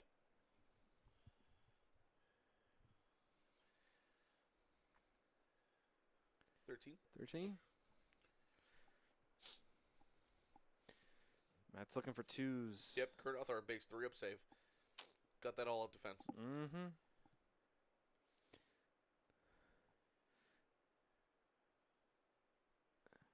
Takes 1 damage. He takes 1 damage, fails the ward. Because he's playing the season where he doesn't, where he takes the ward as long as he didn't move. Or Right. as long as he didn't make a charge.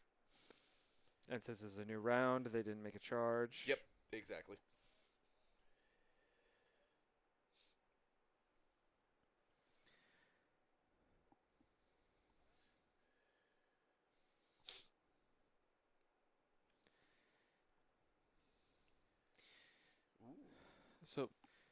So with Joe getting the double in his current position, failing the charge and only getting non-critical units in there, how do you think he recovers after Matt's clapback? The question is, what's alive? If Joe can pin down some stuff, Mm-hmm. then he's in a fine position. If Matt can move all of his stuff wherever he wants, less good. Yeah. Drax is probably going to kill those 3 witch elves. Mm-hmm. Question: can the Avatar kill the Kurnoths?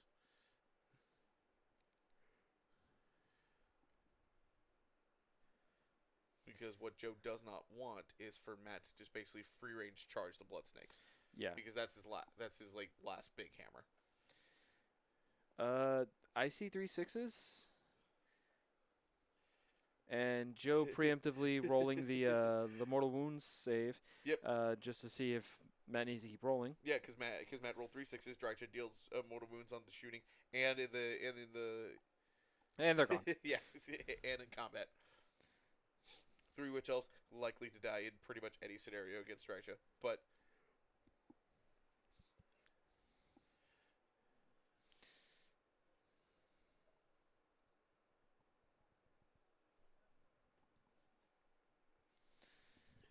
Draxa do what she loves best: being angry and killing things. Yep.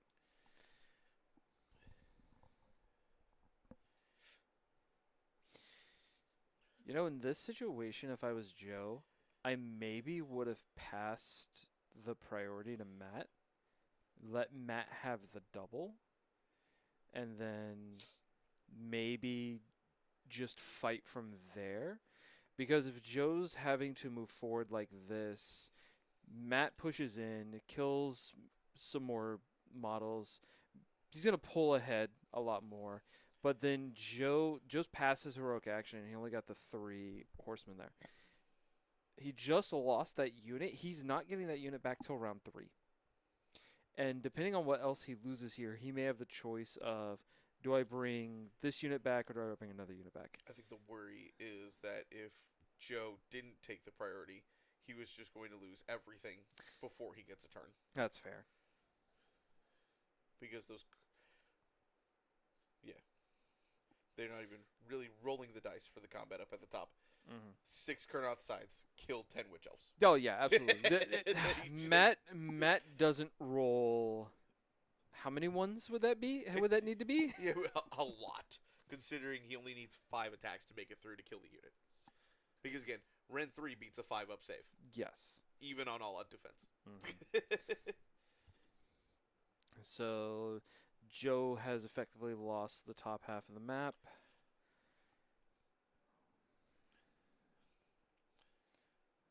Four-up kick. No. Mortal wound.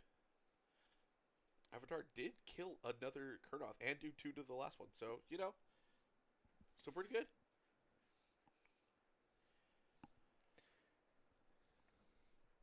Hey, Lex, can you get him out? He's starting to scratch.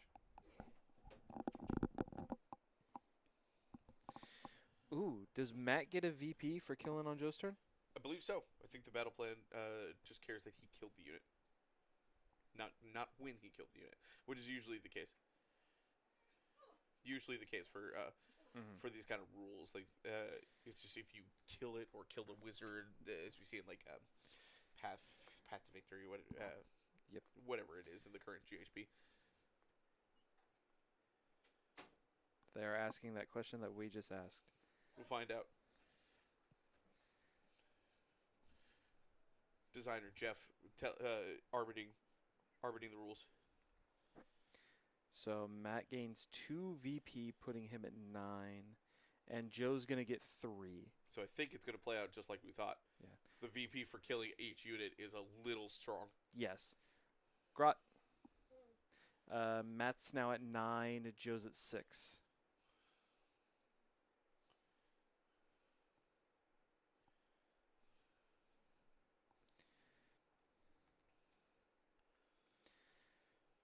Yeah. Because I think now with this, Matt's probably going to run away with it. Matt has run away with it. And, I mean, even further. So If Matt kills the snakes at the bottom, the game's over. Yeah. Joe just will not have enough to contend. Mm. Matt and Joe were just talking. Like, Joe really needed Gotrek to pull his weight here, and he just died one. Joe's faith was not rewarded. He let Gotrek die. Mm-hmm.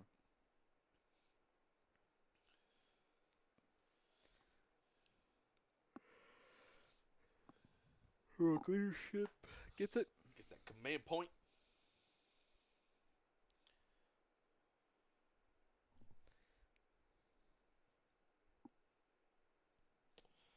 Command point on the Medusa. Command point on, I believe, the War Song. Mhm.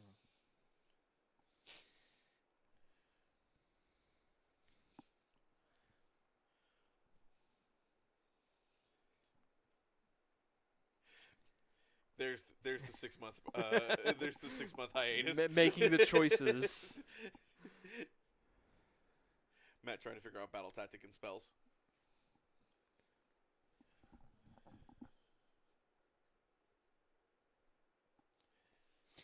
Matt's considering invade or intimidate the invaders. He's at a point where he can get out of the deployment zone and not worry too much about the possibilities of losing his objective and such.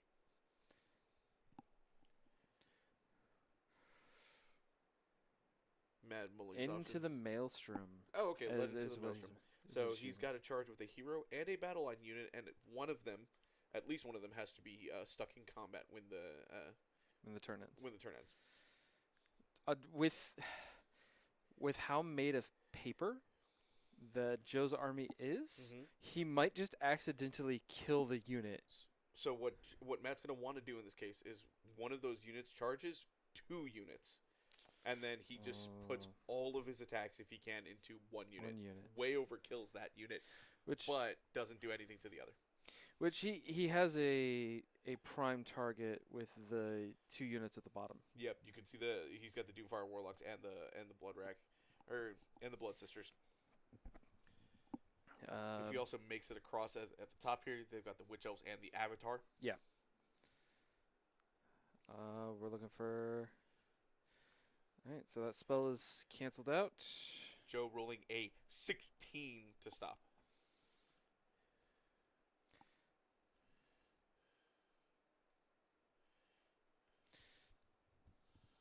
We have Verdant Blessing coming up. No, didn't get Wasn't it. going to happen. Yeah, was that a 1 or a 2 on the dice? I think it was going to be a 2. Matt not rolling his spells. Remember what I said? Like the one set of dice rolls that Matt doesn't tend to roll well? Dice. Casting. Yeah.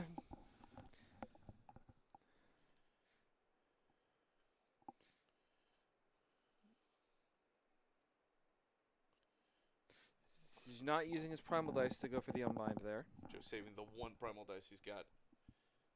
Okay, Spy Sword. Get that extra 2 inches of movement charge. Oh. Matt very defeatedly sounding like Mystic Shield is the right call. Mystic Shield on a 9. Joe eating this. Mystic Shield's gone. Was that on the same model that lost Arcane? I believe it's the same model that lost Mystic Shield, that lost Arcane Ball. Can only cast the lore spell now. It's got one job. He's got one job.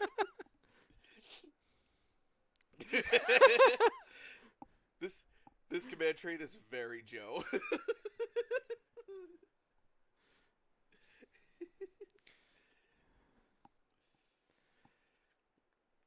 Oh, we're talking I'm not about... allowed to have this command trait in the armies that I play. I don't think my opponents would like me very much. They might laugh for a minute when I roll the 5-up and I do the gobble motion, and then they'll just be like, "What the fuck, man?" I'm thinking about this command trait like against Tzeentch armies. Yeah. Like they have so many spells Tzeentch, though. Seraphon, Lumineth.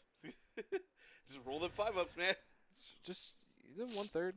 You get. Unfortunately, the thing is, you still have to unbind the spell, which is hard to unbind spells against those armies. Yes, when it's like, oh, I'm next to this model, I have my self buff, and then I'm gonna throw in a primal dice. So Lord of Changes are like, yeah, all right, cool. I automatically cast that on a 14. What? Yeah, I rolled 1/6. That's all that matters. I'm a Destiny dice this. Seraphon, I've got +4 to my cast. Oh, +5. Crocus next to the arcane terrain, and I got this spell off. command traits first, and they have one spell when they went off. Yeah. Yes. Yeah, works for the opponent. Mhm. Yeah, if you load up all your primals into that one spell, unbind it, take the 5-up, and you just take that huge synergy away. It really in this GHB it could be real daggers. actually not a bad command trait in this GHB, specifically because of the primals. Mhm. Like, Yeah, but that's nasty against Krog if you take Celestial Deliverance away. The only problem is like you take that command trait and then you go up against like a Khorne army that has no spells, and it's like I just have this does nothing. That's fine. Yeah, it's cool for the matchup, but I think a more universal like command trait that is always going to be able to do something, probably more keen to be taken. But I can see this as being a really interesting trait to take against certain matchups. Yeah, I like it because of the GHB we're in, and specifically because of the Primal Dice mechanic to interact with it. Yeah. You are more likely to get the Unbinds off, which means more often you're going to be rolling that 5-up. Mm-hmm. But I do agree that, like, Shaman of the Chilled Lands is probably more useful. Just letting your little wizard know Hoarfrost, Merciless Blizzard, and Rupture. Yes. Probably way more relevant all the time. Mm-hmm. If only enhancements to actually take additional command traits were actually useful. Yeah. The only times where it's usually relevant, you already have all the command traits. The spoilers. Yeah, the spoilers. They already get additional command traits, so enhancement for extra command traits doesn't really do anything. It's only if Demon Princes were better, they may actually be worth it. If only they were worth including in your list at base value. Yeah. And not just summoning in off the table. It's like, all right, I need to spend 3 rounds rolling on Eye of the Gods to hope that I get plus to rend, plus to attack, plus to move. All right, now I just have to hope that I roll an 11 or 12 and get him to transform. Yep. All right, so just to catch everybody up, Matt walked the spirit paths with that Kurnoth Hunter, brought it back near the bugs, and rolled that 2-up with the Revenant Seekers to bring a Kurnoth back. So now it's on 2 models instead of one unit down, and that lone avatar is just by itself. Give Demon Princes a weapon and claw attack. Yeah, what Yeah, they used to a weapon have. and claw attacks would be great. I specifically modeled mine so it had the claw attacks because, by God, it should have them.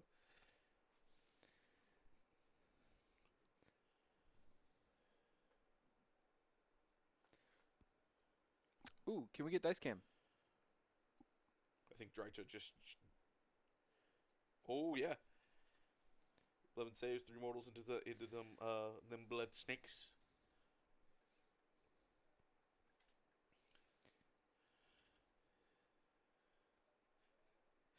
One save. Bees!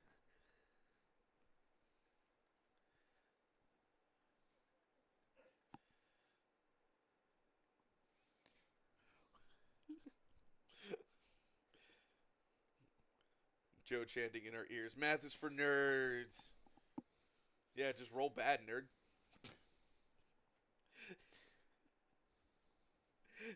Math be damned. Just roll good and roll bad. Oh yeah, if their abilities just happen and not be a heroic action, absolutely, please. Or at least go back to being a command point or something. Now, command point wouldn't be as good because you still want to use your command abilities that are in the battle tome itself. Yeah, just make it happen. Yeah. Make it like on a 2-up or a 3-up or something. You get this effect. I don't care. Like, a heroic action, dumb. Or maybe have the spoilers give them an extra heroic action too. That would be cool. Because you take the command trait that gives you an extra heroic action for your general if Something another like that. hero. Yeah, so that's 2 right there. Yeah. And we saw that used when we did the Halloween special when I True. played. That was a very nice, like, okay, I can do a little bit more with all the stuff that I have. But yeah, like, when I've got 5 or 6 models that I want to do stuff with and I'm only limited to 1, Yeah. that just doesn't feel good. It's super limited. Yeah, double heroic action is great on a Nurgle Demon Prince. You can fight and take ward away. Or, not fight. Find this hour and take ward away and then send it in. Yep. Only for it to, like, not do anything because you only have 1 combat profile. Yeah. Sad. At least they have a ward. At least they have a ward. That is something. 4 damage. Losing 3.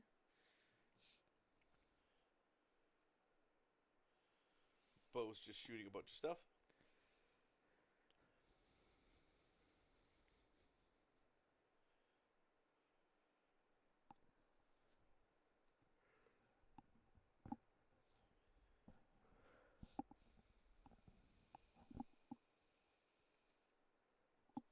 that's all the shooting.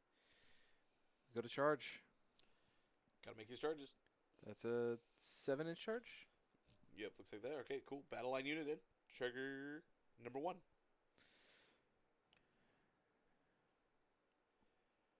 Question is, how far does Matt want to go? Looks like he's within 3 inches of the Bloodwreck Medusa, so he really has the ability to just kill the Witch Elves and the Avatar and leave the Bloodwreck alone. Yep. Matt is apologizing to his own models for having to murder them. Lamenting the death of his own units.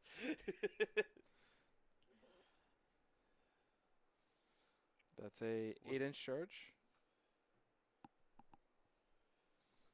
Yeah, Drycho rolling that 8 to charge. She's just coming right in there. Right there. Probably going to try to murder the snakes, if I had to guess. Yeah. The horses are not a threat. Not a threat right now at all, I'm telling you. So, I think this is on track for being the fastest game we'll have had on the channel. I don't know, man, but the game that I lost to Matt with the Iron Jaws was pretty bad, too. It was pretty fast. That's true. I mean, it's Matt you guys are playing. That instantly makes sense. Well, I also played a fragile, charge army with smooth brain tactic, and it was very fun. But it was a win fast or lose fast type of list. Mm-hmm. I think here it's more the map more than anything that's going to make this kind of a win fast, lose fast.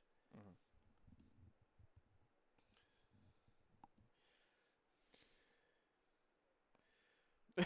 The Arch Revenant just decided that they do not want anything to do with this battle. Not going to cast spells, not going to make charges. He just rolled a 2, fellas. I am a beacon, and that's what I shall be. I am a pretty princess, and you will treat me as such.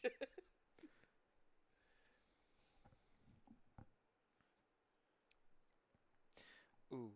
Grotland chair. Can you pull up...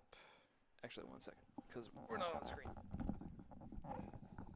Chad going to do some technical stuff. What do you want? He's like, I want this. What? We wanted to try to test Chad being out of the chair, and it turns out he is married to that computer. He likes Yes, being the he tech is. grot behind the scene. I love this chair.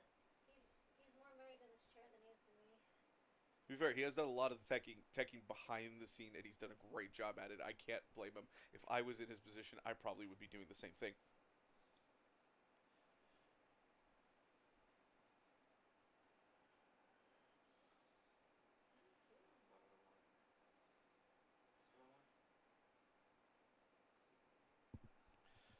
Matt's mulling over which unit he wants to attack with first, remembering that the Blood Sisters do still have Mind Razor, which is, Ren 3 on those guys. Oh, you're talking about the mood. How do you Ooh. So Matt choosing to go with the Kurnoth side first, probably just not wanting to lose any models on there before they attack. Matt choosing to tag everything.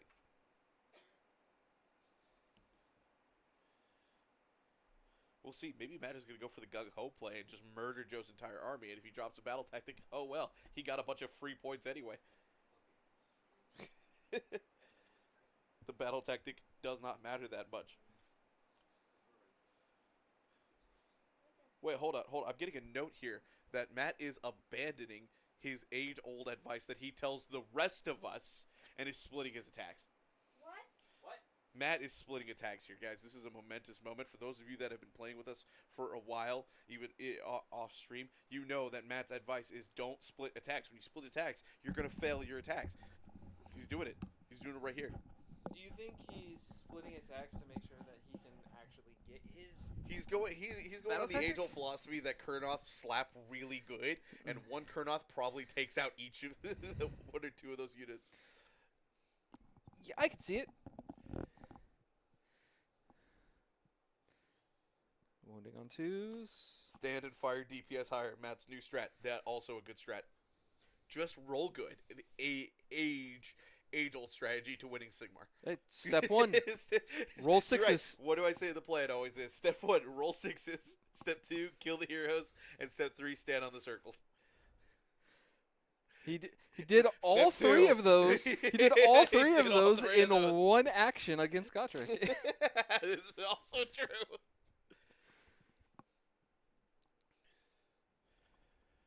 Joe rolling his red, white, and blue dice. Only truth, justice, and the American way are definitely not on his side. I feel bad because I got those for Joe. I guess they need to go in the garbage. To be fair, Lexi, the dice are not rolling bad.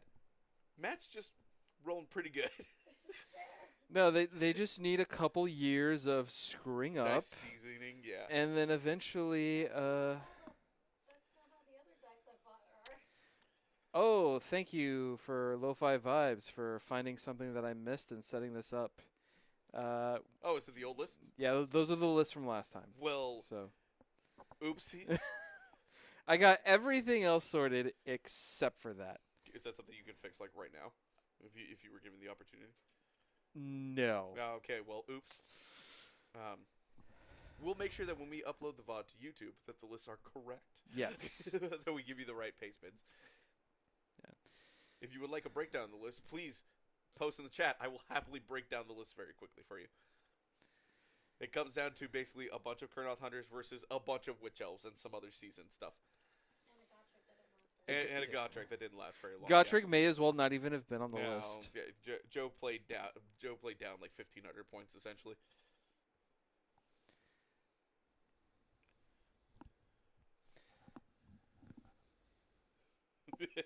Oof. There's one damage going back at it. See, Joe's playing Daughters of Khaine. Uh-huh. He's using America dice. Yeah. He should just be using the Morathi I don't know dice. why he's not using just his Morathi dice. I think he's trying to be nice, nice because Lexi did get the dice for him. That's fair, No, it's not fair. but he But Lexi should. is mad because the dice she bought are not rolling that well.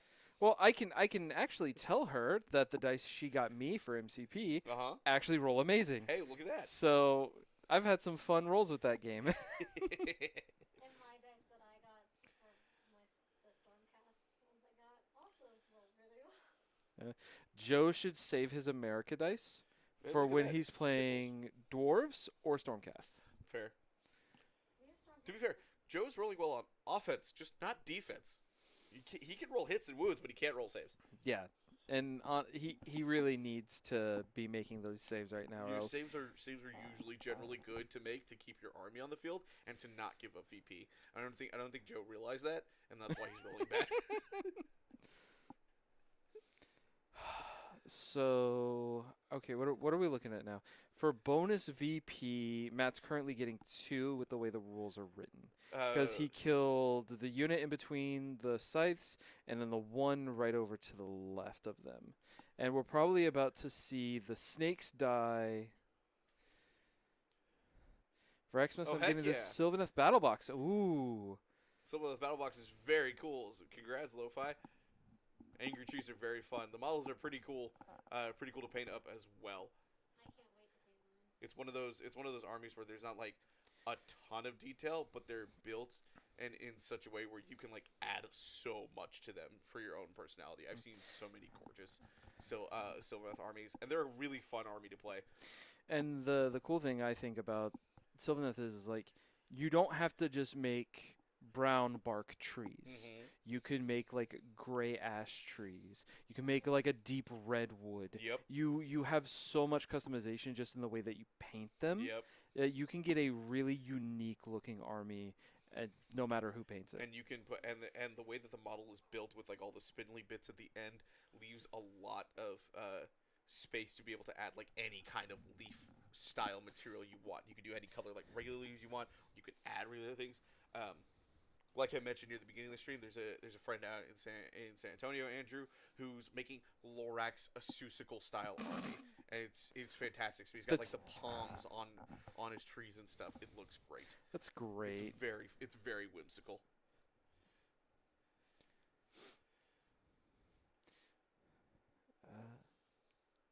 Joe makes some He saves. made some saves. Uh, Good job, Joe.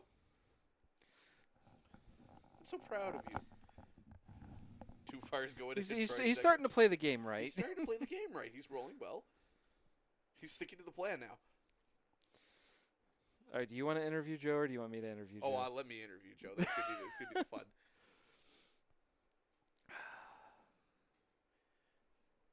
The horses. Joe forgetting that Doomfire Warlocks have 2 combat profiles because they are a cavalry unit. Mm-hmm. 1 at no rend makes the save. Yeah, to be fair, the Warlocks were not going to kill Dryja.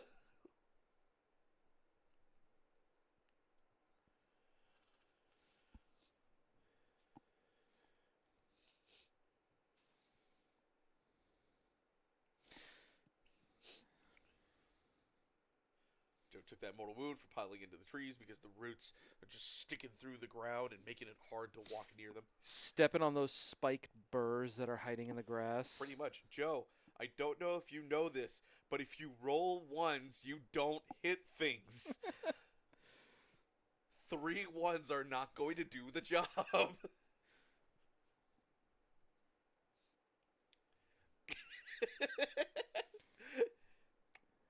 Matt's just doing 4 out of 5 mortal wounds. So that's 3 bonus points now at total. I think so. I think here's like the Sylvaneth of the Greywater Fastness, the ghostly gray, darkish brown with bright glowing yellow eyes. Ooh, that's going to be good. I got to look up that scheme. I don't think I've seen anybody do that scheme. That's awesome. That's a great idea. Do you plan on pivoting a little bit lo-fi into cities and maybe doing some of the Greywater Fastness stuff and having a kind of mixed army there?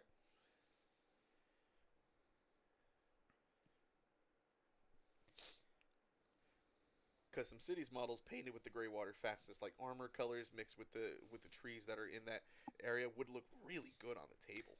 We did have some cities on the table on our last stream. Mm-hmm. It was very nice to see them. They were very well painted. Those models are so pretty. Oh, Chris's models? Cities models in general, just gorgeous in the way Chris painted them. Oh, Oh, super yeah. pretty. Polly was pretty too.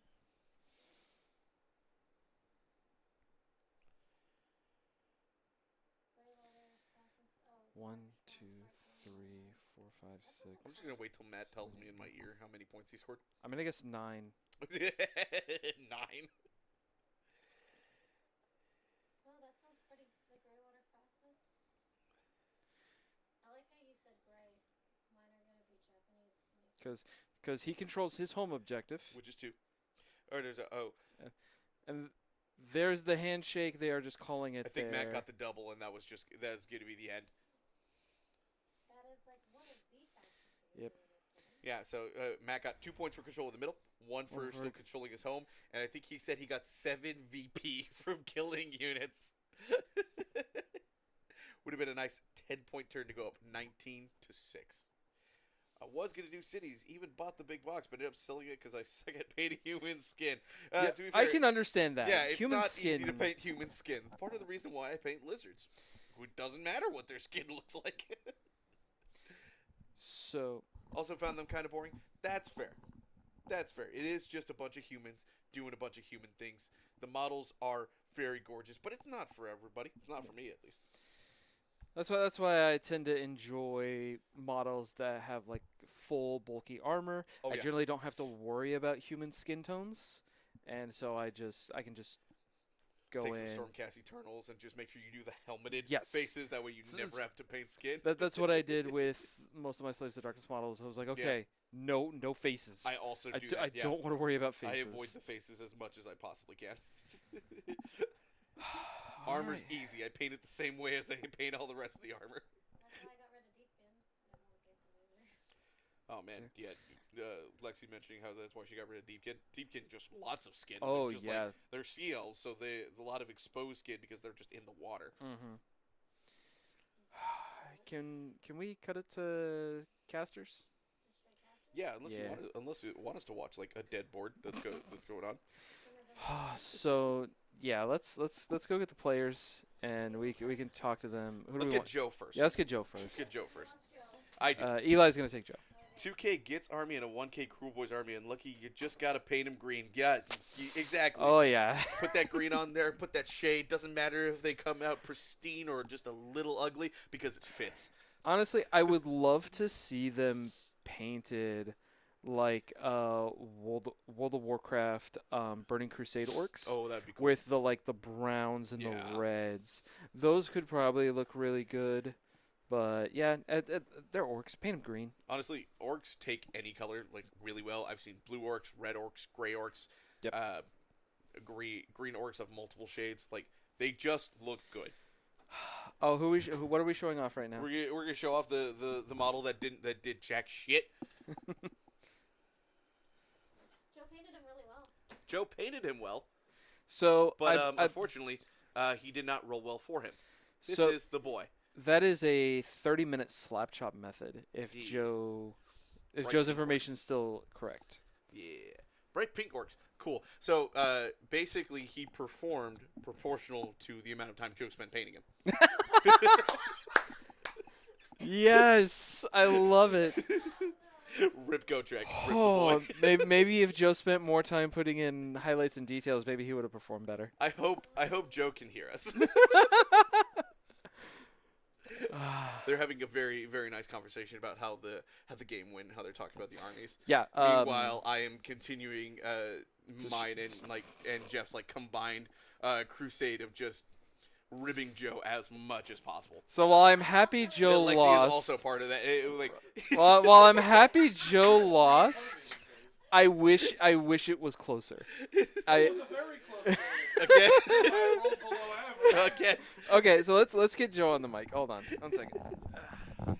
Come on, Joe. You're gonna feel that way. You're not going this way. It is a full stream effort. Like I said near the beginning of the show, it's me. we're kind of on a personal crusade Right. among the group to get Joe to do his heel turn for the 2024 season. Oh, please. Really? Give me that guy. Little Joe, nerd. did you hear my joke? No. I told you he performed proportional to how long you spent painting him. Look, okay, my model's fantastic for 35-ish. The time it takes to go get a pizza. He does look great. Now, here's the thing. Did you put any considerable effort or thought into rolling better for him? No. So I was like, 3s, easy. That's like most the dice. To be fair, you rolled one below average. I did. You only rolled one save more than average. Yeah, You no. he should have taken only 7 damage. He took 8. At least that wasn't that bad of a roll. No, I mean, in terms of averages, I think Matt was 2 dice above average, and I was 1 below. And I mean, that's an acceptable variance level. Oh, yeah. So it'd do Turn-off what it hunters be. with size, when they get all the buffs, just basically convert 50 damage. Yeah, no, I was very close to stopping Tree Song, which gave him the additional rend. So there's no point to do anything. I did eat Mystic Shield and Arcane Bolt. Which was great. From the same model, right? Yeah, Yeah, okay. you cast a tree and you like it. Which hero was it? I think it was the Arch Revenant. It was the Arch Revenant? so- the Arch Revenant could then no longer cast any spells except Spite's Horn Hive. Yeah, good stuff. And I would have eaten that shit too. It was fantastic. Um, At the rate you rolled those 5-ups, yes. Right? But no, it was a good game. We tried something with a new battle plan. I figured this is the only map where no one's going to get a chance to run away from Gotrek. No. So I was like, of course he's going in the list. So I think my real question is, why didn't you finest hour him on that? Why didn't I? Yeah. Because I went for an extra unbind. What? I don't think I gotta worry about running away from Gotrek when the plan is to run into. I know. Yeah. So in I mean, realistically, you still would have been just saving on 6s with all out Right. defense. So it's not like you're doing much, but Right. Hey, he would have got to roll some more dice. you would have got to roll some more times. Should have sacrificed a goat to the dice gods. Absolutely, lo-fi. So at the end of the day, I just wanted to bring a fun list, shove it forward, see what happens. Gotrek went down a turn too early. Yeah. Had I gotten a turn of activation with him, essentially in that big fun cluster, Oh, yeah. it would have been spectacular. Yeah, because if Gotrek survives, Matt has to decide whether he wants to save his Kurnout sides Oh, or yeah. not. Because Yeah. if he doesn't save his Kurnout sides, then he might lose the bow hunters Yeah. that he ended up saving. Yeah. And if he decides to leave them there, those scythes are dead. Yeah. Because Gotrek's going to fight twice. You're doing all the stuff that we talked about earlier Yeah. on stream when I was blowing Chad's mind with what Gotrek does. Yeah. So it was, I risked it, and I came out a little bit below average, and that just kind of immediately snowballed Just the derailed, loss. Yeah. But no, I mean, it was a fun game. What did you think of the battle plan overall? So, from a balance standpoint, from like designing kind of an asymmetrical battle plan like this, I think some of the important things to consider is I had recursion, but it was at the end of my movement phase. So, I have some models back. They come back at half strength. So, that's neat. That's awesome. If I got to bring back, 5 melee snakes, 10 witch elves with bucklers, that could have been fun. But Matt was getting a point for every unit that he killed, which included the recurred unit. So Matt got 10 points at the bottom of 2 for killing units. Now, it's somewhat supplemental because of his deployment zone and the what he has to do to win the game. Battle tactics aren't really in his favor. No. So it was a give and take, but he just spiraled killing out. The unit VP also made the battle tactics seem kind of irrelevant. It did. Kill enough stuff, then getting those 2 VP doesn't matter. Yeah, you kill enough stuff, you get points anyway. The objectives are worth more points the deeper I get in. If I can never get in, I'm stuck on 1 plus battle tactic. So it's a good idea. I think it needs a couple iterations, just so the defender doesn't snowball so quickly. Question here. The fact that the defender can snowball so quickly, do you think that's counteracted by the fact that the attacker can just win in 2 turns? So If you're able to play the battle plan right and get that 2 battle round control, do you think that evens out from the ability to just run away with victory points by the defender? So there is an option in the pack for me to win automatically, controlling that for 2 turns. The issue is it's an unkillable tree lord that counts as 5 models for the objective that he exists in, and a lot of times when those happen, it's like 1 or 2 models are towing an objective to steal it away from something. Yeah. So Gotrek could have boxed that tree lord for 10 combats. 20 activations, but he never would have taken it from him. Yeah. So I needed extra units to get around his army and then into that objective, and then those units not die to an unkillable tree lord. It feels like it's more of a balance mechanic for a different army going into the trees. Yeah. Something that can threat from like deep strike, maybe like a stormcast. Yeah. Or something with a teleport mechanic like orcs or Gits or Seraphon type of thing. Yeah. And they can actually threat the back position a Yeah. little bit more. Then it feels like a little bit more of a balance thing. But yeah. It's a Christmas battle plan. It's supposed to snowball. Right. I do like this idea from Jeff, the guy who designed the whole thing. Yeah. It says extra VP only comes if they died in the defender's deployment. I think that's good. Either that or like limiting the amount that he can get per turn, so it doesn't snowball quite as Yeah. effectively. One point per turn. Something like that. Something like that. But no, I think I really enjoyed the asymmetrical deployment. That was really fun to kind of play around with. Yep. Because I did intimidate the invaders. But because Matt had, it was kind of a twofold thing. Matt had defender, so of course he's setting terrain up to give himself overgrown targets. Yep. But those are big pieces of impassable terrain. I'm all over the place. Yeah. So I'm kind of losing out on surround and destroy. Intimidate was hard. I probably could have finished the game doing 5 battle tactics. I think so. But no, it was getting that middle objective was going to be hard. Losing Gotrek meant that I was never going to get his home objective and threaten that tree lord. But now something not related to the game at all. Something I want to just float by you. Yeah. As someone who plays Daughters of Khaine, because I had a fun little thought. Your grand strategy, extremely thematic. Yes. Yeah, take the terrain, smash it. Yeah. We love that. We love to see it. I had a nickname for the one that most people take. Yeah. The one everybody fights and dies. Yeah. Nickname it the friends we made along the way, because I know you like jokes. That was a really good name for that. But no, it was a fun game. I wish I would have rolled a little bit better. After Gotrek went down, Yeah. it was kind of a nothing game. It was. We got to see Matt rehash his good Sylvaneth movement. Right. Yeah. I was sitting there and I was like, "Oh, do you want me to slide Drake into the pocket?" And he's like, "Yeah." So I push her in, and he's like, "No, idiot! We want a body block." How dare you? He's like, Right. Why would? He's like, yeah, no, not like that, dumbass. Here, get in my brain. Right. We can't be in your brain, Matt. Otherwise, we would have 5-0'd by now. Right. I'm like, "Gosh, Matt, come on, dude! I have like 2 units Sorry, on the board." we got like 2 ridges. You got infinite. Like, come on. Right.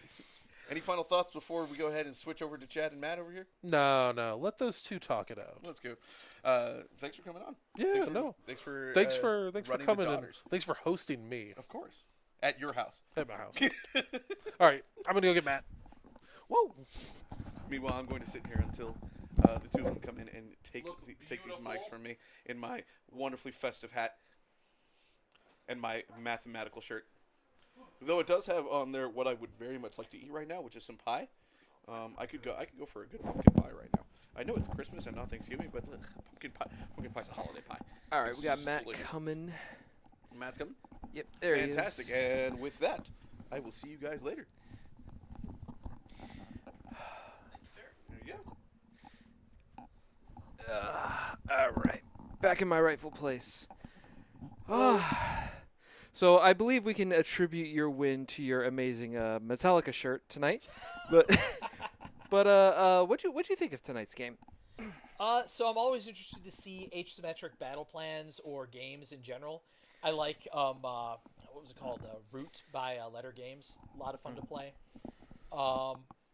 So curious to see whether or not it worked out well, or if one side had a big advantage. It's kind of hard to tell if the battle plan was balanced, though, because the entire game kind of came down to Joe committing Gotrek, taking a bit of a risk, and it completely blowing up in his face. Yeah, it's something they were talking about. He committed Gotrek to try to get the early advantage. Your scythe's just coming in and blowing him up. Did you anticipate that as a possibility when you did it, or did you just think, oh, my guys are going to be stuck with Gotrek for like a round, and hopefully that can do something? So my battle tactic for the turn was to have a unit both charge and strike and fade. So the plan was, I'm just going to go ahead and throw them in there, do some damage, and force him to spend the next 3 heroic actions healing whatever I did. And I'm not going to get hit back because this unit's just going to be on the other side of the map anyway. It's not really I'm not really committing it right. The fact that it then proceeded to kill him meant that, well, I could pull a different unit out for strike and fade anyway. I had 3 different units charged just in case. But the plan was get some chip damage and then get out of there. Yeah, and then you do the 100-0 in 1 round. So it just I was excited to potentially see what that model could do, and you took it from me. So Sorry. I've seen what that model can do. And I don't blame you. Didn't need to repeat this exercise. I've already done the research. Thank you. What did you think about this battle plan? You like asymmetrical battle plans. One of the things that me and Eli were talking about during the game was how many points you were accruing from just killing units. Yes. And I actually was tracking that on the side separately as was this too many points? And the answer is yes, it was too many points. Yes, because your total at the end of it, you came up with 10 points you got just from killing units? 332 for a total of 8. Okay, because I think when we were counting it, we clocked you in at 18 points at the end of the game, not counting guard strategies or anything crazy like that. So the real question that I have is, if you had to bring that back a little bit and try to balance it, like 1 victory point per round for killing a unit? Do you think that would tone it down a lot? The other way is to give the attacker a way to generate victory points himself. Or to say something like, what I had originally thought of when we set up was that Joe is going to be playing a very standard game where he's trying to play not quite 1-2 more, but battle tactics are important. Holding objectives are important. What if the defender can't score for holding? That's an interesting way to think about it. We also came up with the idea of maybe you only get the victory points for killing units if they're inside your starting territory. That was a original version that Jeff had, was that they had to be at least within my defender's territory. Yeah. Because I ended up pushing back and basically saying, well, Gotrek's the thing I'm scared of and he's dead. So Yeah. now I'm just going to go. And then the Gotrek not being able to kill the tree lord that's just stationary there, Joe would have to commit like a good chunk of his forces to be able to take that territory in order to go for the instant win. And I think maybe changing the instant win condition a little bit can be fine with the rapid accumulation of VP by the defender. But, this is the first time we've played it, and honestly, I think it has potential. It looks fun to try to play. I think maybe the dock choice wasn't as strong as it could have been. Yes. Like deep striking with Stormcast or summoning more stuff in with like Zinch or something like that could maybe turn the tables, because if you summon stuff in, you have the recursion and just putting more bodies down there onto the field maybe has a different way of playing than just Daughters of Khaine with the built-in recursion from the battle plan. Especially because I played a pile of Kurnoth Hunters, and Doc tends to have problems with Ren to start with. Oh, yeah. So it was basically going to be Gotrek's a problem. The Avatar is fairly squishy, but it at least has enough Ren to do something. And then after that, he's kind of out of stuff. Like, there's Mortal Wounds from the Blood Sisters, but he just can't get through my armor. Question for you. What's the ability that lets you teleport, attack, then teleport away? Sure. So Sylvaneth have a Harness the Spirit Paths ability, which allows you to both, once per turn at the end of your movement phase, just teleport a unit from one tree to another tree.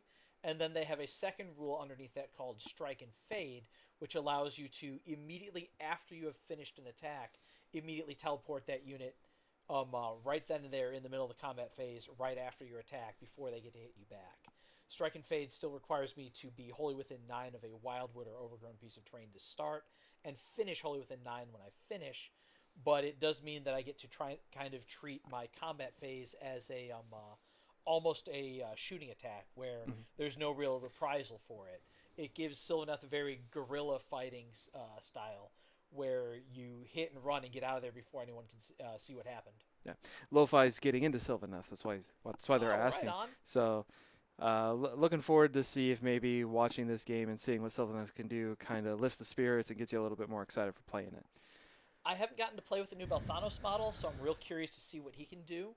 But yeah, the Sylvaneth game plan tends to revolve around either what I did here, take a War Singer, hit and run, and try to make your threat range big enough that you can reliably project some power. I like this build because it can actually stay on objective. Kurnoth Hunters are durable. It's not just poke and flee, poke and flee. It's basically a grind on the objectives playstyle, where I grind more efficiently because sometimes I get to hit and the other guy doesn't. It's worth mentioning Strike and Fade can only happen in your own turn. So you'll notice that when it was Joe's turn, I couldn't get units out of there. I had to ride it out for the round, but I was safe to hit Gotrek without reprisal. Yeah. The other strategy is Spell Slinger, where you have a either a Warsong Revenant or a Branch Witch, and they use their area attack to do a lot of mortal wounds by throwing a Wildwood out either with a Tree Lord Ancient or being better at casting Verdant Blessing than I am, and get a Wildwood in front of your opponent, cast a spell through it, and do everything within, I think it's like 9 inches, takes whatever the cast value in mortal wounds on a 5-up. Yeah. So area damage is good. So I got one last question for you. How does it feel to be back at the table playing? I know you've taken a little bit of a break, and you've been busy with life stuff. So how does it feel to still know that you can roll crazy numbers on everything besides casting? Usually I'm bad at priorities too, but yeah. The game's fun. I've been really missed it. There were a few.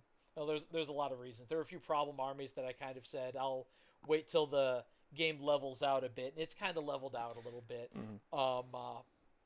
It's definitely rusty. I totally forgot to even put out my Heartwood targets at the beginning of the game. Yeah, we noticed that. Got It was halfway like through my own turn, like I'm +1 to hit against something, but I haven't told you what yet. Joe, what should I mark? And we're just like the super obvious choices, right?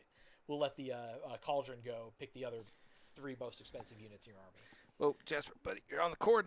You're on the cord, my guy. But yeah, it's good to be back. Game's fun. Really missed it. Good to play with friends again and play a crazy off the wall battle plan. And maybe next time you're on, we'll have a little bit something more standard for you, and you can not run away with it, but still roll amazing on your dice. Well, that was in the end, the score ran away because of the battle plan, but the army matchup in that game just favored the durable army against the army with poor rend. Right. Okay. Can you please go see if Eli wants to come back for some final comments, and we'll get this wrapped up. Sure, I'll let you take things from here. Hope everyone had a good time watching the game. Thank you for the players for putting on a great show. Now I'm here, but I have control. The Chairgrot is gone. I'm by myself.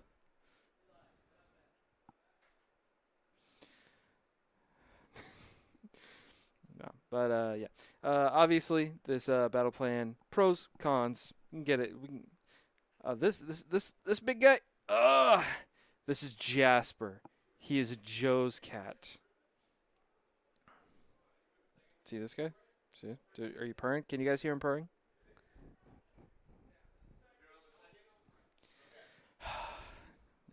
Yeah, he is adorable. He is a little ball of fluff.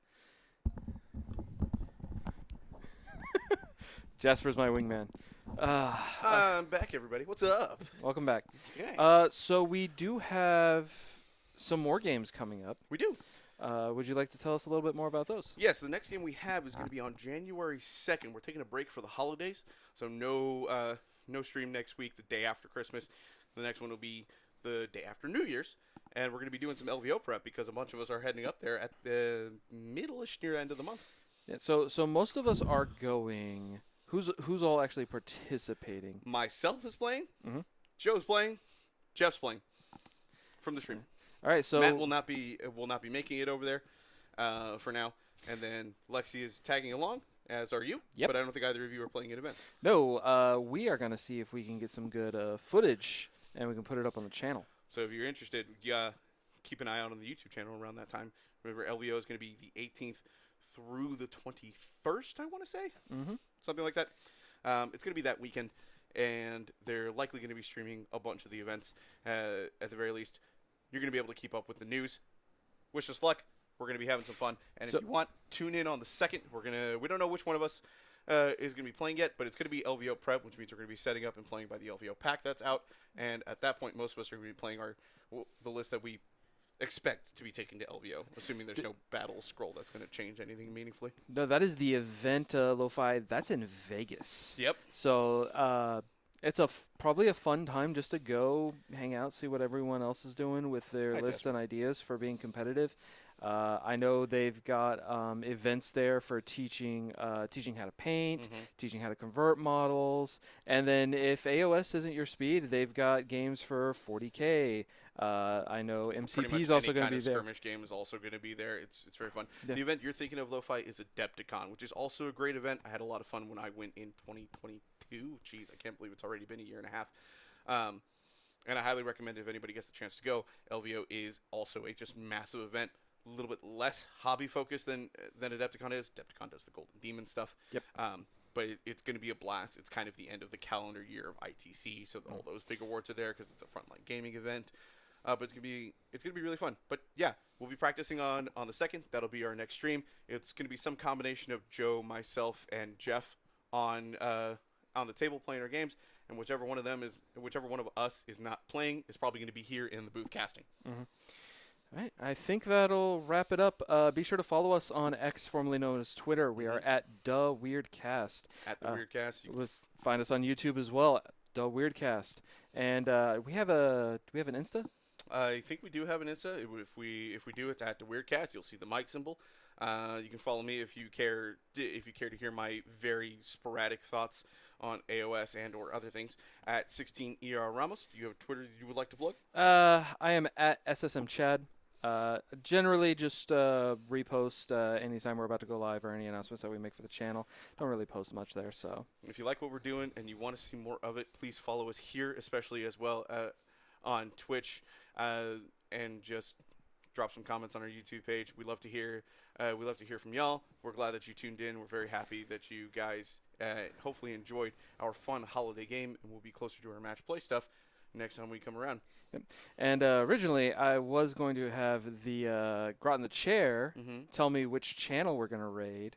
But as Eli can clearly see, as I can, the Grot has vacated her position. Grot's gone. So that's going to be my job. If you guys want to hang out a little bit, I'll get us a channel to raid, and y'all can go check out some more AOS stuff. I don't know if it's going to be a game or if it's going to be painting, but it'll be a surprise for y'all. And with that, Merry Christmas, Happy Holidays. We'll see you in the new year. Y'all stay safe.